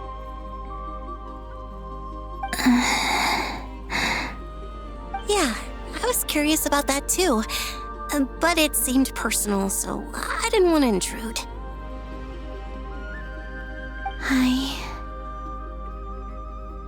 There was a time when I refused to look upon the world. I believed it was full of nothing but lies and falsehoods.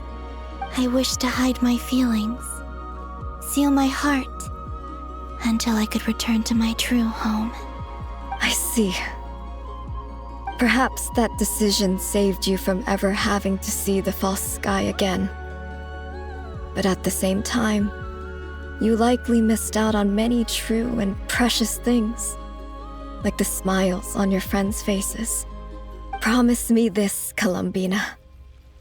When you return to the future, open your eyes, take a look at the world around you, and see your friends. I'm sure that you know this already, given that you long to return. But that is your true home. Give me your hand, Columbina. Arya, Sonnet, you too. Okay. All right.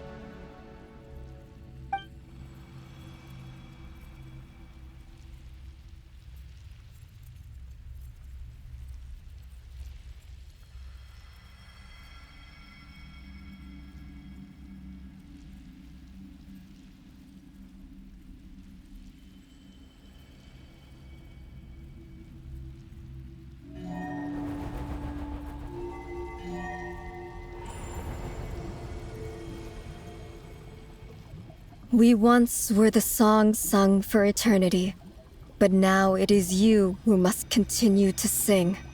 We once were the tides in the great river of time, but now we subside, and you arise. We were the messengers of madness and inspiration.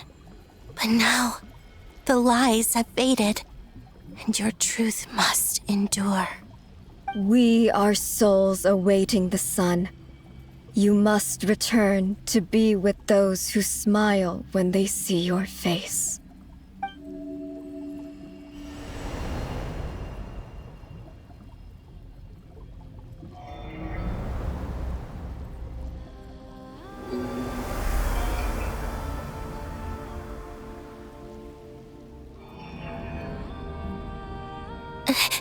Is it done? Yes.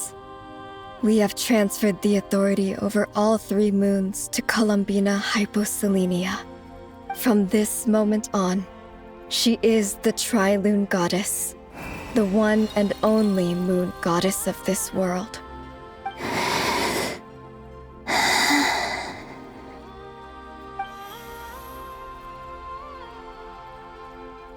Thank you.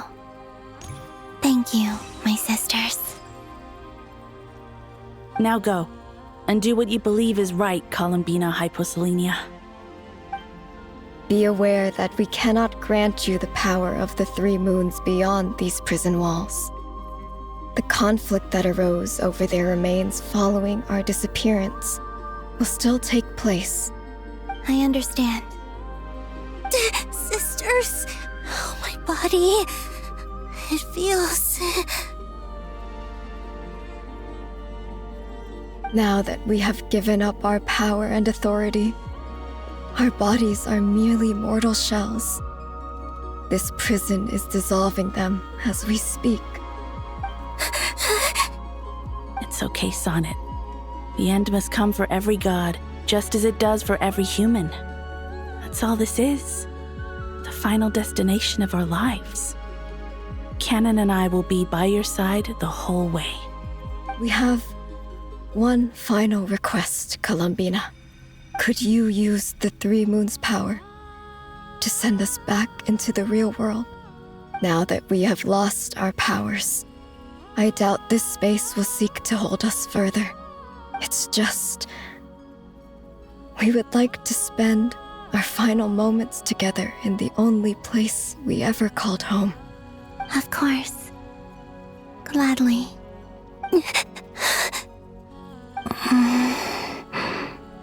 Sonnet? Yes? Don't... I wish I could tell her not to give in to the abyss. Not to be afraid. But is this really what I should say at this moment? Don't forget.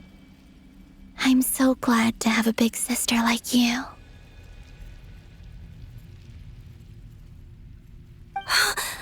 No, Hypo.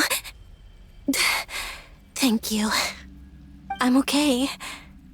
I'm not afraid. As long as my sisters are with me, I won't be afraid.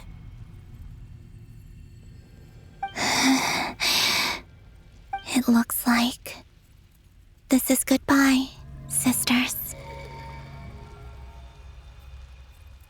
Goodbye, Columbina. care of this world in our stead. I will.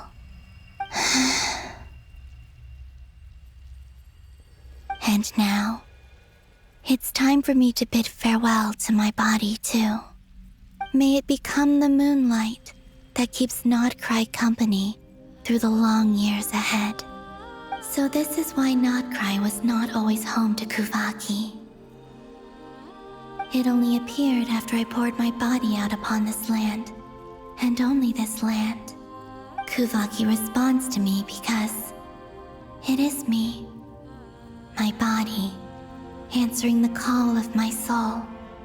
And the golden energy I've encountered on my way here was, in fact, that very soul, which I am about to leave here to guide me. O power Trilune, eternal moonlight. I, Columbina Hyposelenia, lay aside my body. Let it be cast into the dark night to illuminate the future. May it be a companion to all who dwell beneath the moon.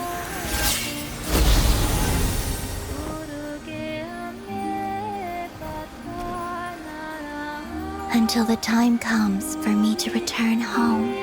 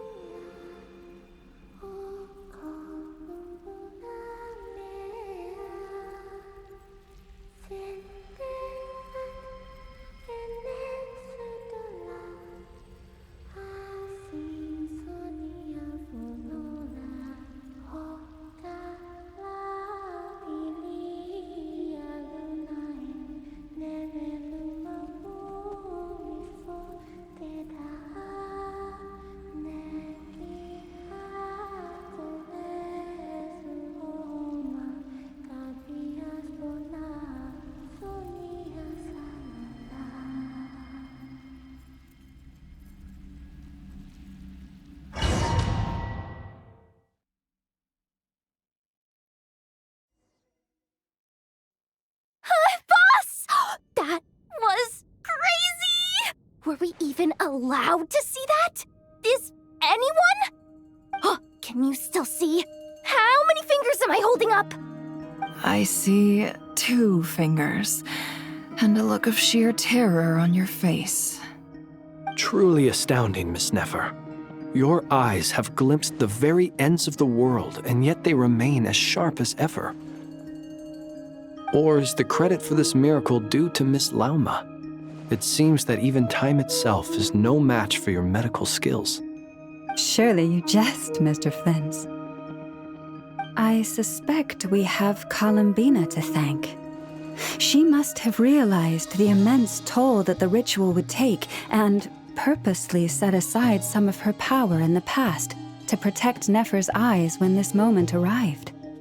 There is always a great price to pay for witnessing the truth, but it seems that this time, Columbina has shouldered that burden on our behalf.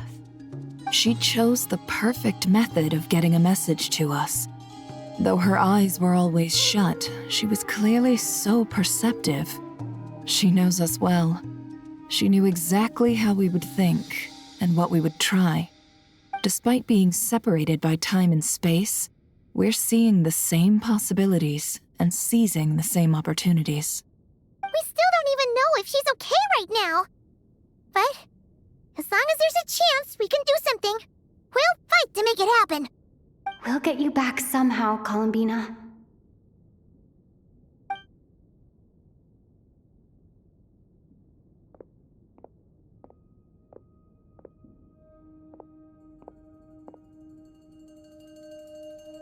Well, based on the information we now have, let's figure out our next moves. Thanks to these gentlemen, we have a much clearer picture of the situation with Dottore. The civilian population has been moved to safety, so we no longer need to hold back. Miss Androne, how are the calculations going? So far, so good. I'll keep seeing how far I can push the system, though. Can't have Hat Man being powered down for nothing. There's still a long road ahead. Where should we begin?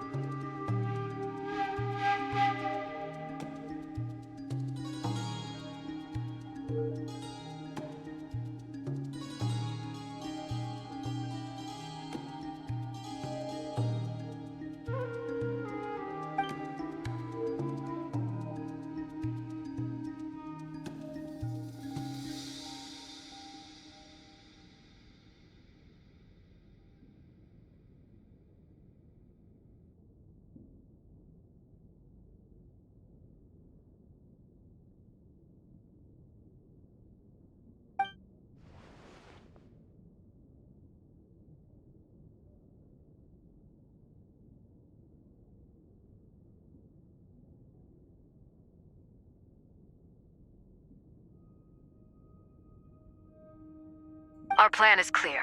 Time is short, so let's get moving. There's just never enough time, is there? Time is the bane of my existence. Ugh. Anyway, I'm gonna get back to work. All right, we'll do our part too.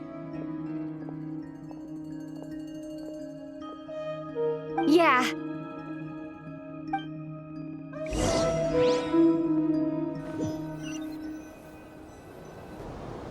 Albedo's theory says that elemental energy can dilute the light realm's power, but I'm no expert in building elemental defenses. Sounds like something out of the advanced elemental theory section of the library. Whew.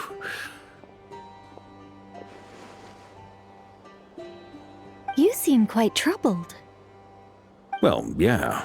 I mean, who doesn't get a little flustered when they're completely out of their depth? You were the very picture of confidence back when you approached the Hexen Circle. Eh, I could have been faking it through that whole meeting for all you know. Who's to say I'm not just a ball of nerves in a charming and gregarious package? Oh gosh, really? I'm so sorry, I had no idea. Well, you're all the braver for it. Still, I was much more in my comfort zone than I am here. At least in Mondstadt, you can cry for help from a cliff top and actually stand a chance of summoning Barbados himself. Things have never looked bleaker than they do now. If we don't pull this off, Tevat's doomed, isn't it? Oh, you think so? Actually, yes. Yes, it probably is. It's a shame. Don't put too much pressure on yourself. Tevat has faced annihilation many times in the past, but it also gave us you, didn't it? Hey, don't give me that. It's not like I'm anyone special. I disagree. Every human born in this world is special. We angels have always believed that. In that case, this humble human being has a big favor to ask of you. I thought you might say that. I'm sure Alice, in her great wisdom, sent you here precisely to help us in this difficult time, yes? Well, that has less to do with her wisdom and more to do with my power. Of course, of course. Well, the thing is, these elemental defenses we're about to build, I don't think it's a question of if they'll fail, but when. Durin's findings from his patrols make it clear that Dottore is constantly expanding his territory. First it was his lab, then the design bureau, and now this. It's not realistic to completely stop him encroaching on the rest of Nagcry. Rather, our goal should be to stall him for as long as possible. If Miss Sandroni's calculations are correct, well, they're the closest thing to certainty we have in this situation, so let's assume they are. Anyway, her calculations suggest that our best hope for victory lies in Miss Columbina's return. It's up to us to slow Dottore's advance and buy time for her to make a return. Are you asking me to help you with building the defenses? No. I'd like you to prepare for what comes next. When he eventually reaches us, We will have to fight him. You were an angel once and a mage now. I'm asking you to lend us your protection. Oh. Can I take it that you're triggering the terms you fought for during our three-way talks? Well, technically those terms were about protecting Mondstadt. But if you're happy to agree to the change in location, then yes, let's do that. You're cashing in on this much sooner than I'd imagined. Well, yeah. The way things are going, I might not get another chance. Very well.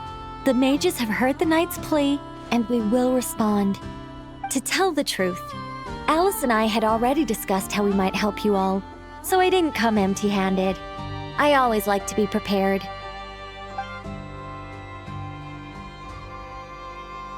This is... wow. Yeah. This is great. Seriously, thank you. It's been many long years since I had a chance to dazzle humanity with a little divine intervention. To humbly serve as a reliable and responsible guide. Anyway, Knight of Boreas, please accept this gift in recognition of your great virtue. Go now. May the angel's blessing deliver you safely to your destination.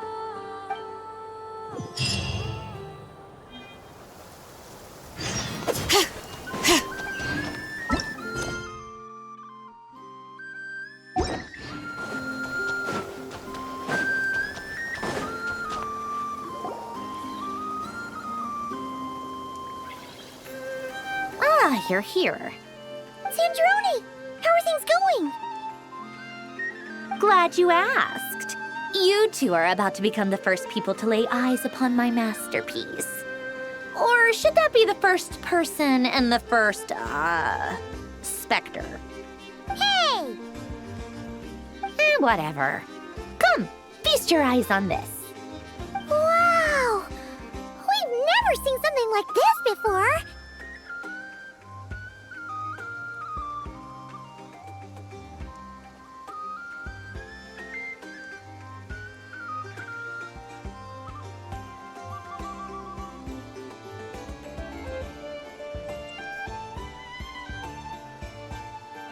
This meter displays the progress of my formula. Currently, it's still making the most important connections. Once it's finished running, I'll deliver it right to your side. And then, we can finally bring Columbina back. What do you mean, deliver it? Can't you just tell us over the Dodo communication device? It'll just be some numbers, right? Ugh, you're such a greenhorn. This isn't the kind of formula you solve in math class. It's a highly complex algorithm capable of constructing a framework of rules. Whatever. We'll be here all day if I start trying to explain it. All you need to know is the formula must be completed before we can bring Columbina back.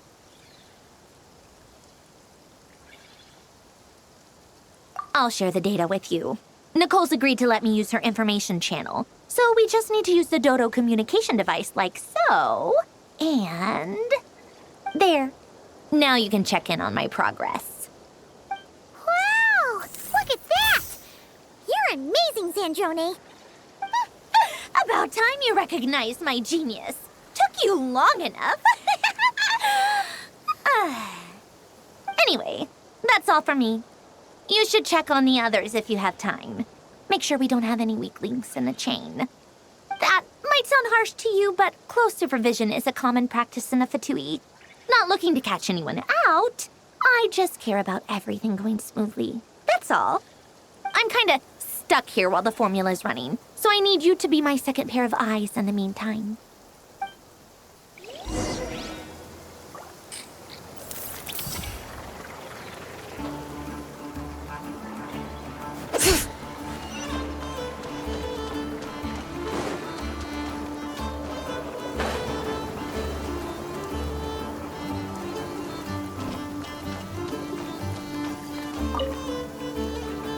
Traveler, Paimon, a pleasure to see you both. Twins! How's everything coming along? Fairly well, if I do say so myself.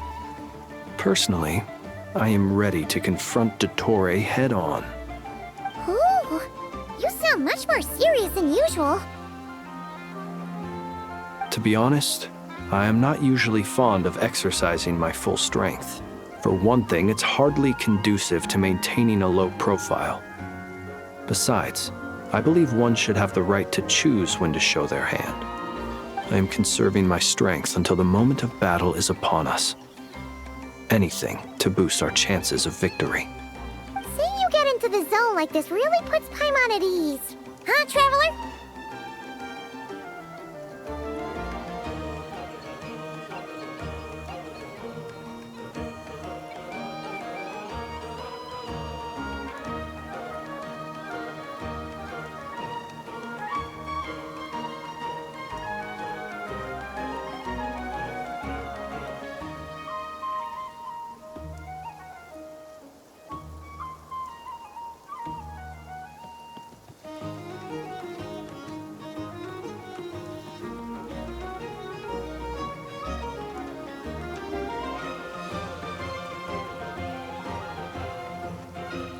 I consider it an honor to have your trust. Rest well. I look forward to seeing you both in your element during the battle.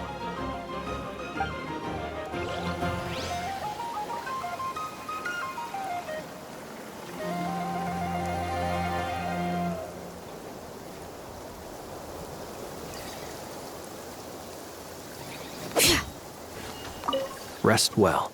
I look forward to seeing you both in your element during the battle.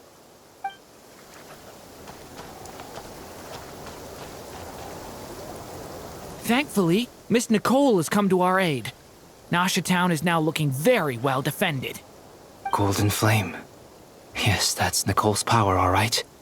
Based on the latest message from Grandmaster Varka, it sounds like they've reached an agreement. The situation should be more stable with her assistance. Everyone will have at least some degree of protection. Albedo! Durin! Hello there, you two. Are you well rested?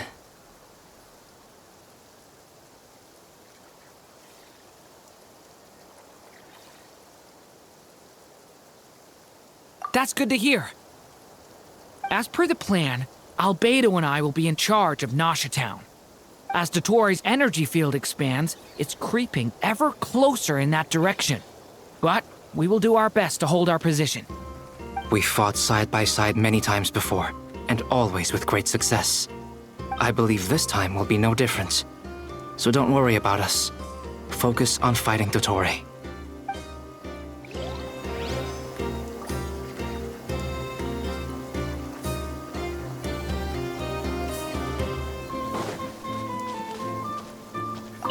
As Dottore's energy field expands, it's creeping ever closer in that direction. But we will do our best to hold our position. We fought side by side many times before, and always with great success. I believe this time will be no different. So don't worry about us. Focus on fighting Dottore.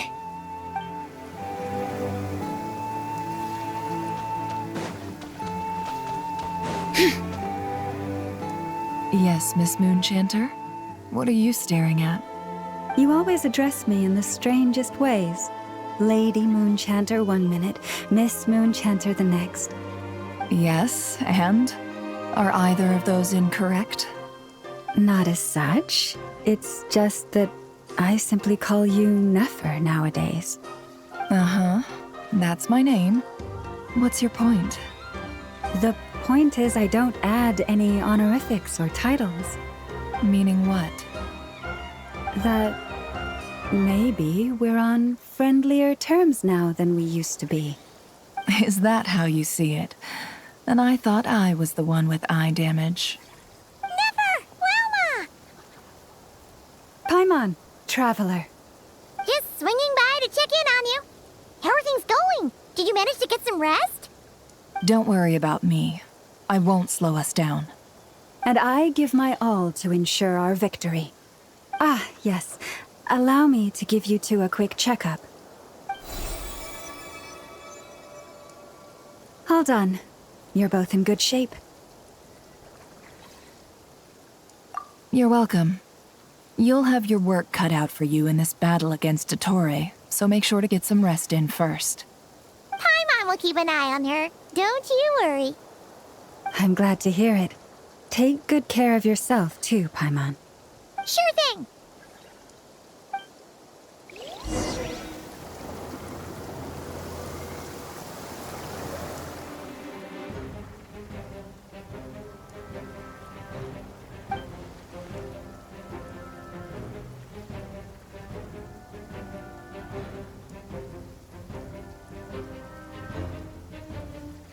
Here they come.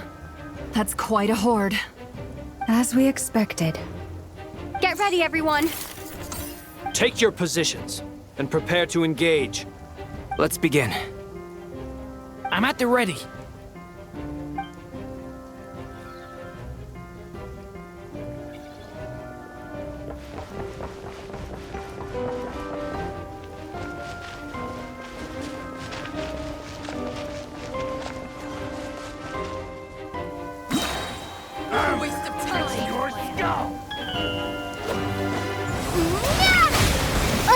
Be silent. The long sleep beckons. Observe. Another Fear one the of dark. Water jet!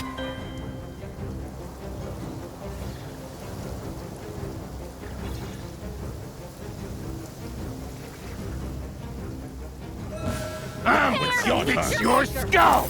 Leave this place with one heart. No more lies. Couldn't! These creatures cannot stand against us. Oh, fighting talk.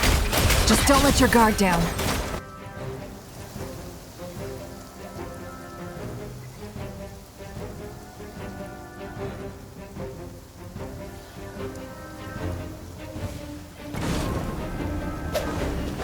Feel this ancient power. Burst forth.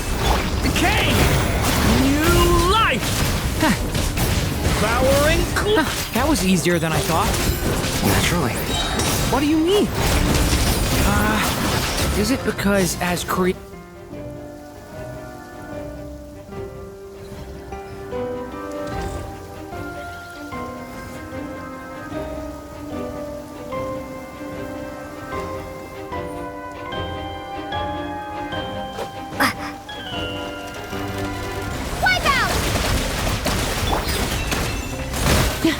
By the frost moon of old. People have always used fire to drive away wild beasts. Wouldn't a lantern work just as well? You read my mind, my dear friend. I was just about to say that.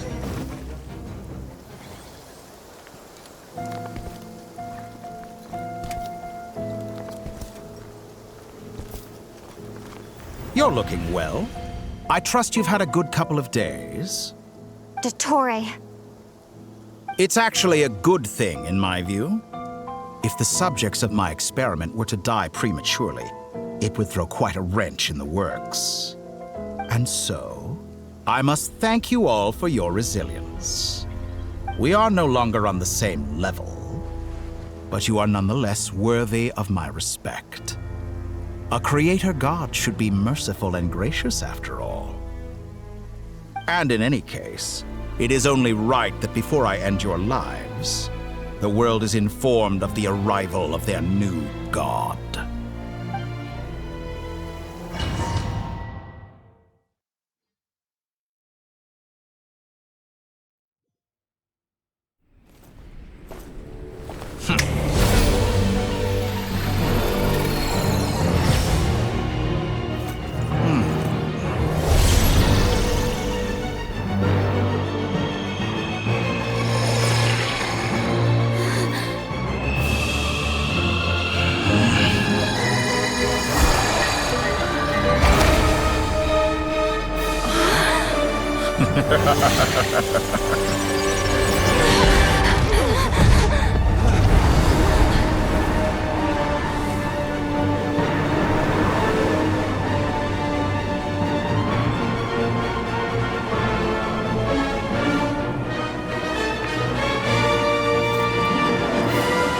The experiment begins.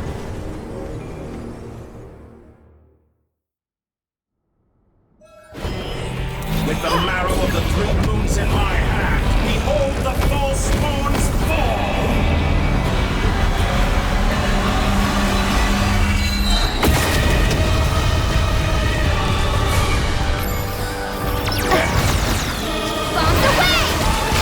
Such a simple attack, and you're Forest, protect us for the everlasting forest. No more lies. Reverse. Can't hide the truth. The mystery unravels. Go! Wipe out! No more lies. It all falls into place. It all adds up. Excellent. You barely managed to touch my level. By the frost Moon's moon remnants falls, you fall. poor lost. The night cometh. Pathetic. Close your eyes. Can't hide the truth. How unfortunate. Found. Did you honestly think that would hit me? Be silent. Ah, and here I thought you dodged that. Oh, I've been moved inside another space, and it's sealed off. Looking at the structure of it, it seems like the Tory intends to trap us here. There's no exit. Our endurance is about to be put to the test. Archon bends to me.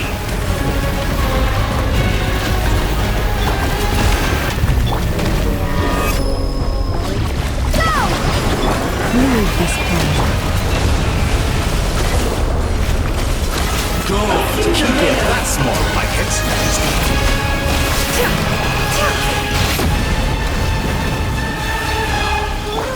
Reverse.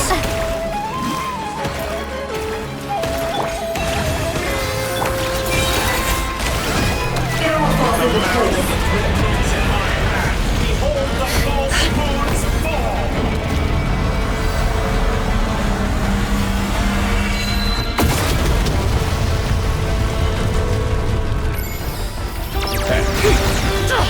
Absurd! Yeah! Go! With one heart, we pray.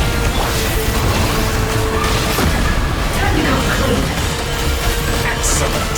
You done it! Where will you try scurrying off to next? Looks like Dottore has opted for a divide and conquer strategy. But we will not allow him to triumph. Now, I shall pray for our victory.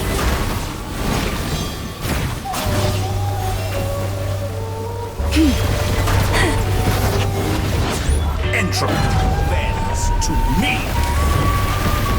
Go! It all adds up. Such a simple attack, and you're already struggling. Good. Keep it No up. more lies. I'm still. Can't hide the truth. That's it. Did you honestly think that The would... deception ends here. You cannot face me. Found.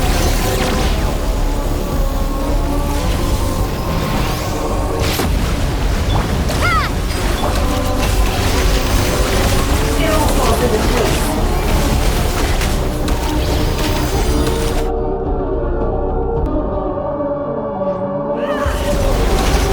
No more lies.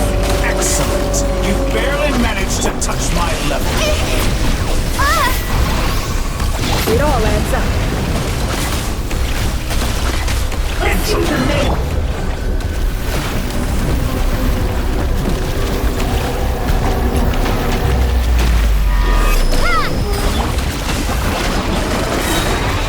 The mystery unravels. Did you Can't hide the truth.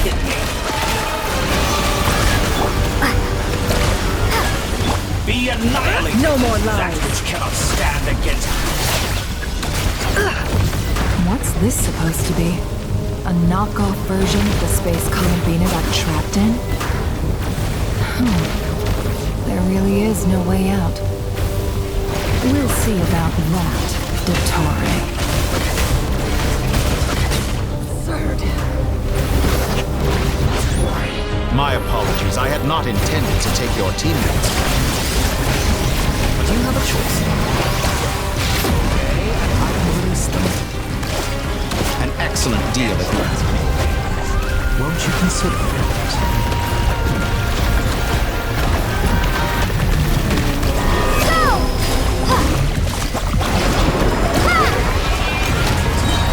I expected this experiment to last longer.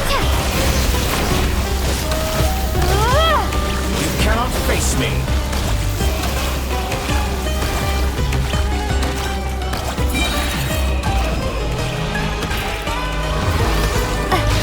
Openings on purpose.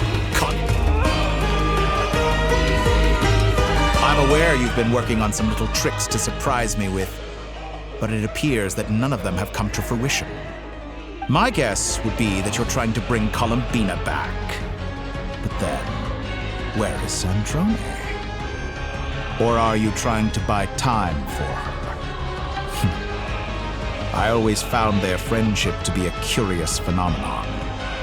Two highly incongruent personalities, and yet they share a deep connection. Speaking of Columbina, I once saw her as like a younger sister.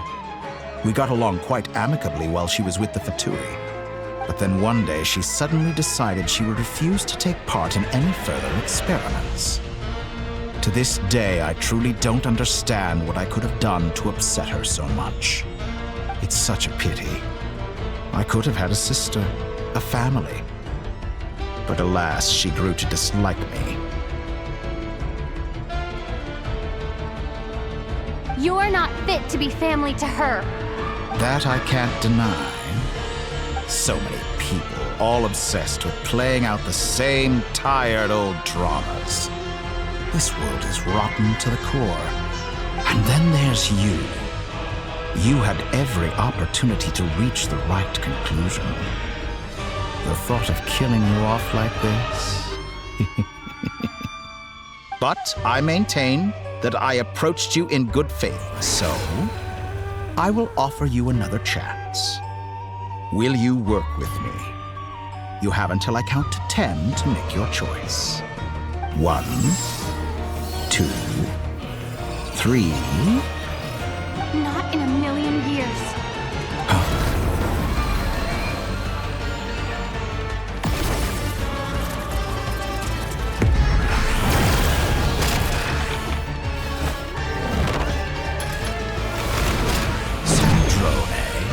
What a pleasant surprise. I didn't think you'd join us all the way up here. You're as sick and twisted as ever. Don't fool yourself into thinking anyone's grateful for the chances you're offering them. Sandrone, the formula hasn't finished running yet. Funnily enough, I was just discussing a collaboration opportunity with the Traveler, and then I see you, who I must say is a good example of an opportunity gone to waste. Gone to waste? I said that everyone would get one chance, and you've used yours to march right back into the lion's den. So yes, it's an utterly wasted opportunity. And what makes you think I believe a word that comes out of your mouth? I was planning on disposing of your little formula after wrapping up more urgent business here. But since you've taken the trouble of serving it to me on a silver platter, I can simply bring it forward in the schedule.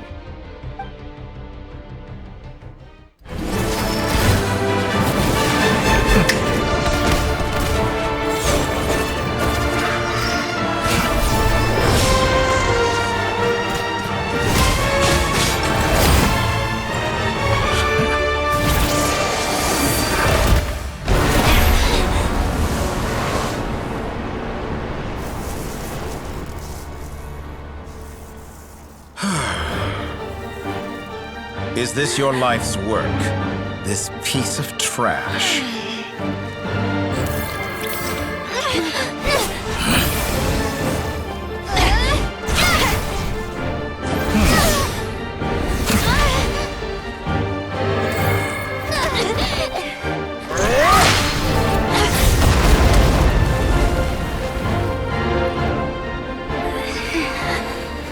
Your formula runs too slowly, Sandrone. You put your hope for success on others instead of fighting dirty. That is why you have failed. Now, whom should I slay first? Any volunteers? No one? How nice of you to leave the decision to me.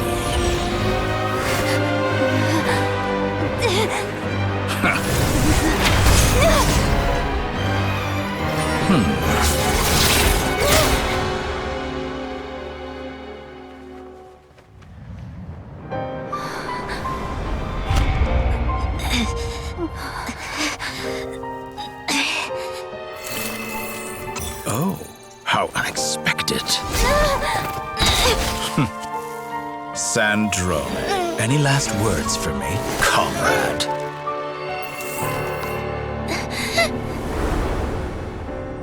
Is there anything you wish for? Not really. But I've always known what I don't want. Go to hell, Dottore.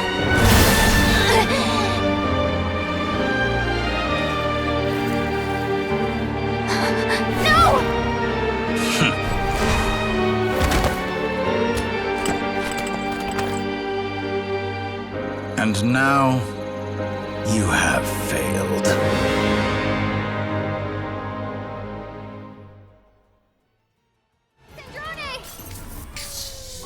Now you see how fragile mechanical contraptions are. Just a gentle tap, and they fall to pieces. However keen of an inventor Sandrone may have been, her death spells the end of the formula that was running inside her body. Of course, I have to commend her for making it this far. As her colleague, I have to admire her stubborn tenacity. Now, it is time for you to take your place by my side. My count was interrupted, but the second chance I extended to you still stands. Once again, you are welcome to join me. By now, I'm sure you have gained a greater appreciation for the power and authority I wield. What is stopping you from embracing a new world of endless possibilities? Not in the mood to talk? As you wish. You seem less talkative than usual today. I'll change the topic to something more apropos. Sandrone was always like this, never trusting anyone, always so reluctant to share her research with them. Objectively speaking, she had her strengths. It is remarkable how she extracted and even optimized the world formula from so much data. But her inability to trust was her undoing. Had she allowed someone else to monitor or run the formula for her, you might still have a chance at victory even now. But regrettably, she was a stubborn fool. As much as it pains me, she had to go. Dottore. Maybe this is news to you, but people can change. Columbina surprised you when she escaped, and I think Sandrone would surprise you too. Change? You can twist the truth however you want, but I see it clear as day. You're the one who can't trust other people. Is that how you see me? By this point, what can you hope to do about it?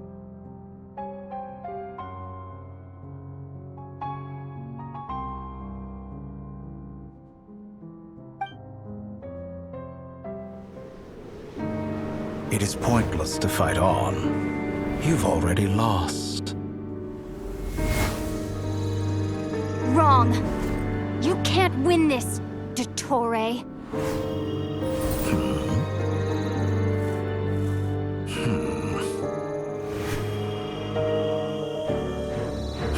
What?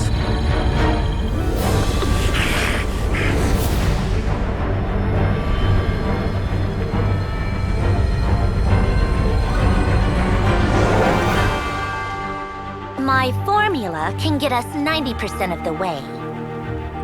It will connect you to Columbina. Then, I will bring the formula's output to the Traveler's side.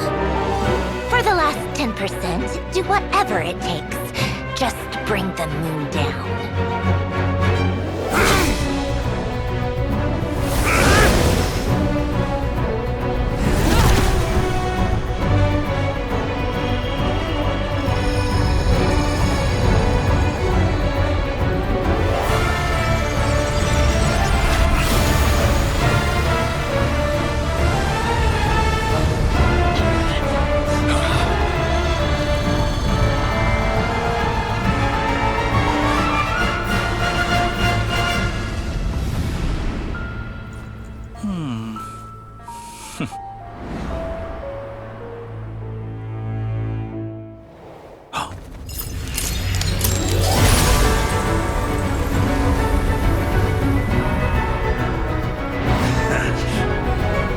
The moon will never be yours.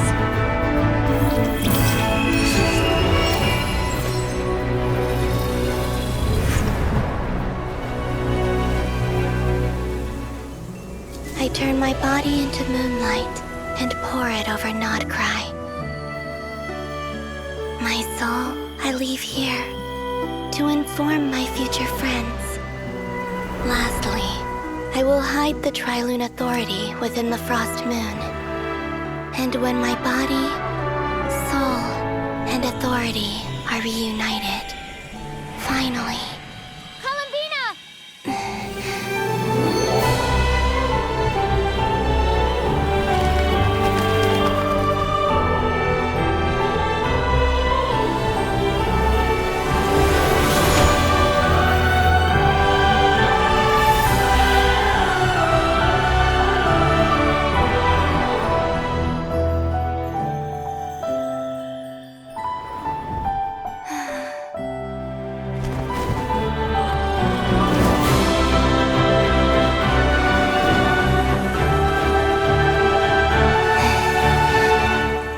it's been too long.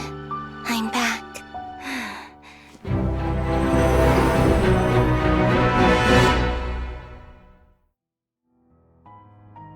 Stay focused on the battle, Traveler. What a touching reunion. Though I personally find myself repulsed by the sight of weaklings huddled together for war. Now, quite finished patting yourselves on the back, show me how long you can struggle before you drown. Watch out, Columbina! He can manipulate space itself! That's more I know. Wait for the right moment. We'll strike together. Moon's remnants fall!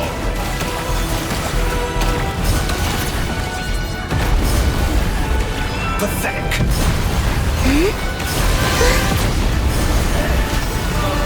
Entropy!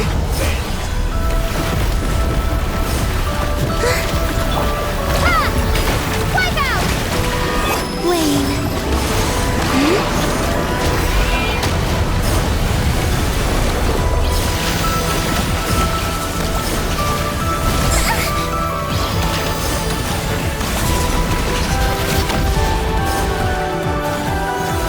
Did you honestly think that would hit me? Be shackled! Found! Moon's remnant! Surge. Good, keep it up! Enough! Is it all the long...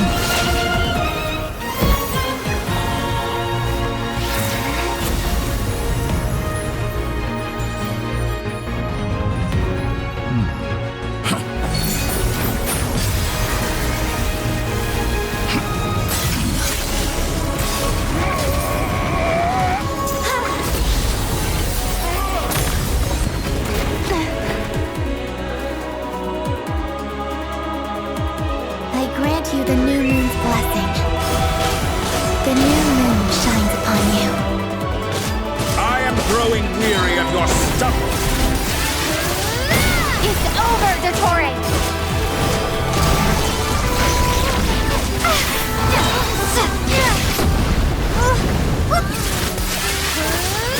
Time to pay. longer must the world cower in the cold night. I'm so close to Our future is not yours! Let the moonlight dispel the darkness. this rotten, decaying world! Everlasting as the moon.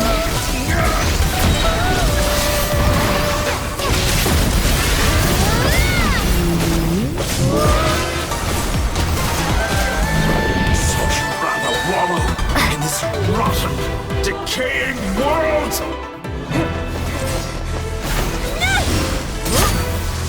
Willfully blind. How can you be so satisfied with your fate?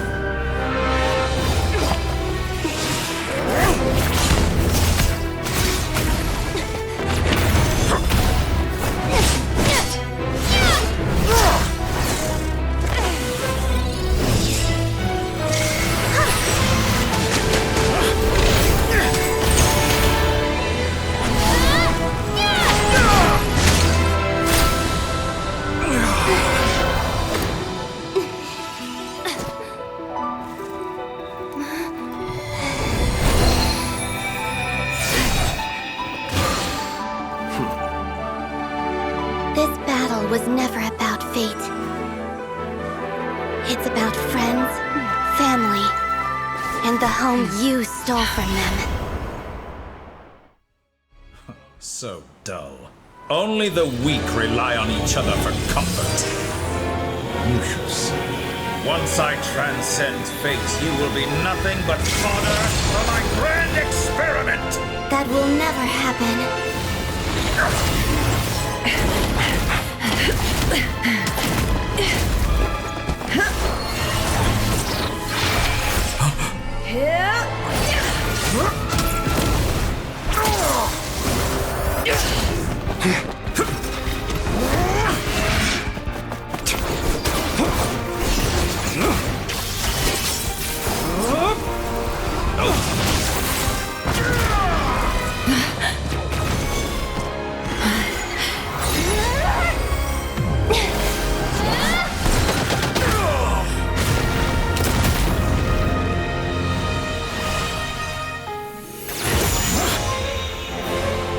Today, the moon lights up this world once more.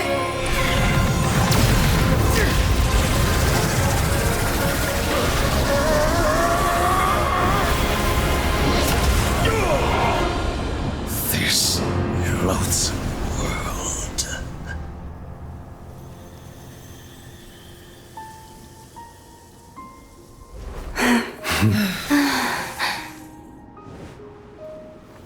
No, this world is our home.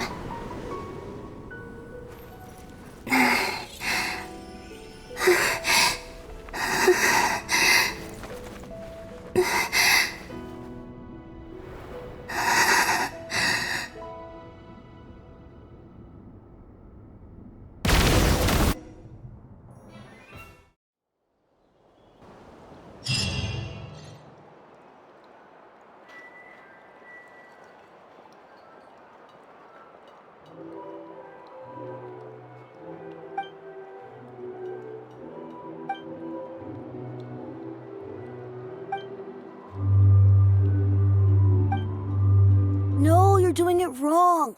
The moon looks like this now. What are you drawing, children? The new moon, Mom. It looks different than before, doesn't it? Also... Can I go buy a sugar sculpture today? Please? Just one? All right. I suppose today is a special day after all. Almost like a festival.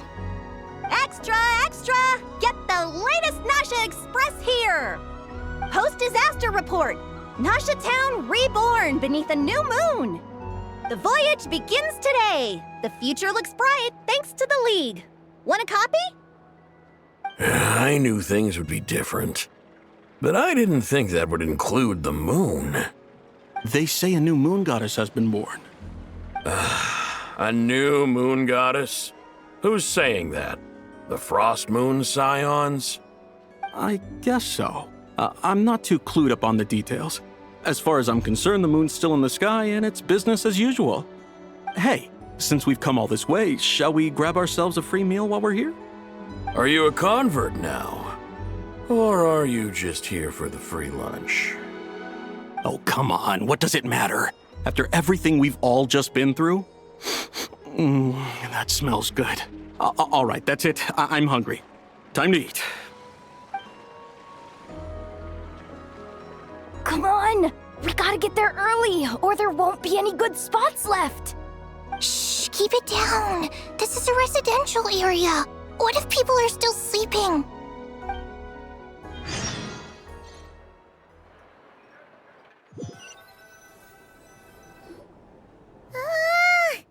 Why is it so noisy outside?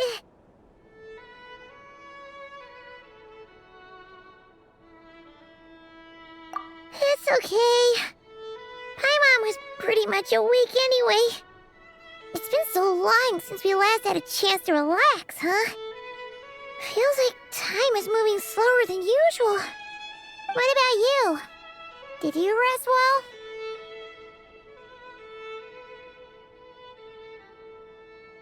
Still winding down from everything that's happened? Or are you wondering how our friends are doing? Or is it about what Dotori said to you?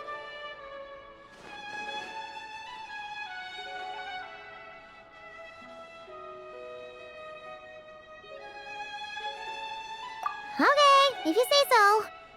But don't push yourself, alright? Let Paimon know if you need to talk. What we just went through was a lot. It's totally normal if you need some time to get back in your groove. Luanatar disappeared after Columbina came back. Apparently, she was part of Columbina's soul or something. Still, Paimon kind of misses Luanatar somehow. But anyway, you did great. So did Paimon. We all worked our butts off to contain this disaster, and in the end, we made it. So, chin up, Traveler. You should be proud of yourself.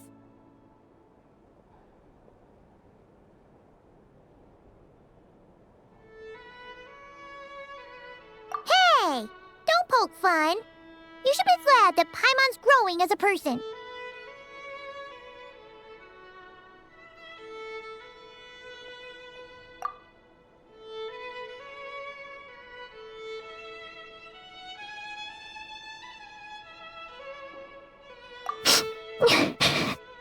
Paimon didn't think you'd mention it.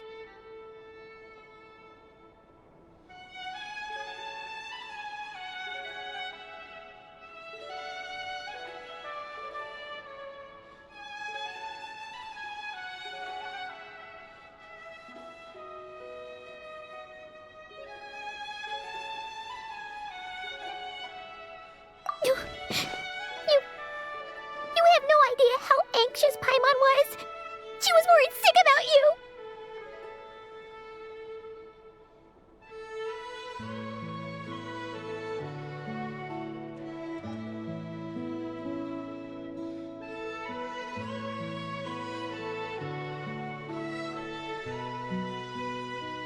Well, if you really want to show Paimon you're sorry, you're gonna need to make it up to her.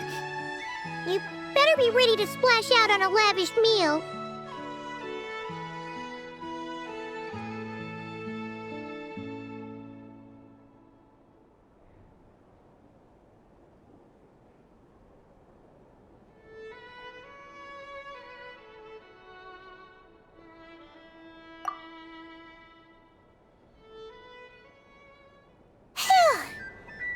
Okay. Paimon's full now.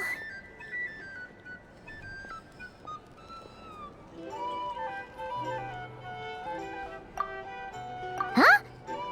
Oh, well... Hey there, Traveler and Paimon! Good morning! Morning, Yehuda! Here for some breakfast? Oh, I've already eaten. Just need some water. I was mostly worried you might forget what day it was today. So, I came over to remind you. Careful there, Paimon. Too much food will make you drowsy. don't let anyone catch you hiding at the back and nodding off during the league meeting. You should probably be saying that to Aino. She's the baby of the group, if anyone. True. You know, I'm surprised that all these competing groups are actually coming together to try to solve things together. Definitely a first for Nodcry. Well, nothing like a region-wide calamity to bring people together.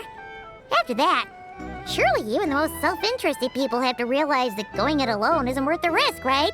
Try telling Boss Neff that. She's not exactly convinced that people are gonna get with the program. Really? But if she's so pessimistic about it, why'd she agree to be the Curatorium's representative in the league? Probably 'cause even though Unity sounds like a pretty far-fetched idea, the benefits it would bring make it worth a shot. I think things will work out, though. I swear, Nodcry feels like one big family now with everything that's happened. More than it used to, anyway. Paimon's with you on that one. And it seems like plenty of other people agree, too. Just listen to the bustling streets. All right. Everyone's been rebuilding these last 2 weeks, and the evacuees have been coming back in droves. Life's slowly returning back to normal. Which means my workload's probably gonna shoot back up. Were you about to head out? There's still some time before the ceremony begins, you know.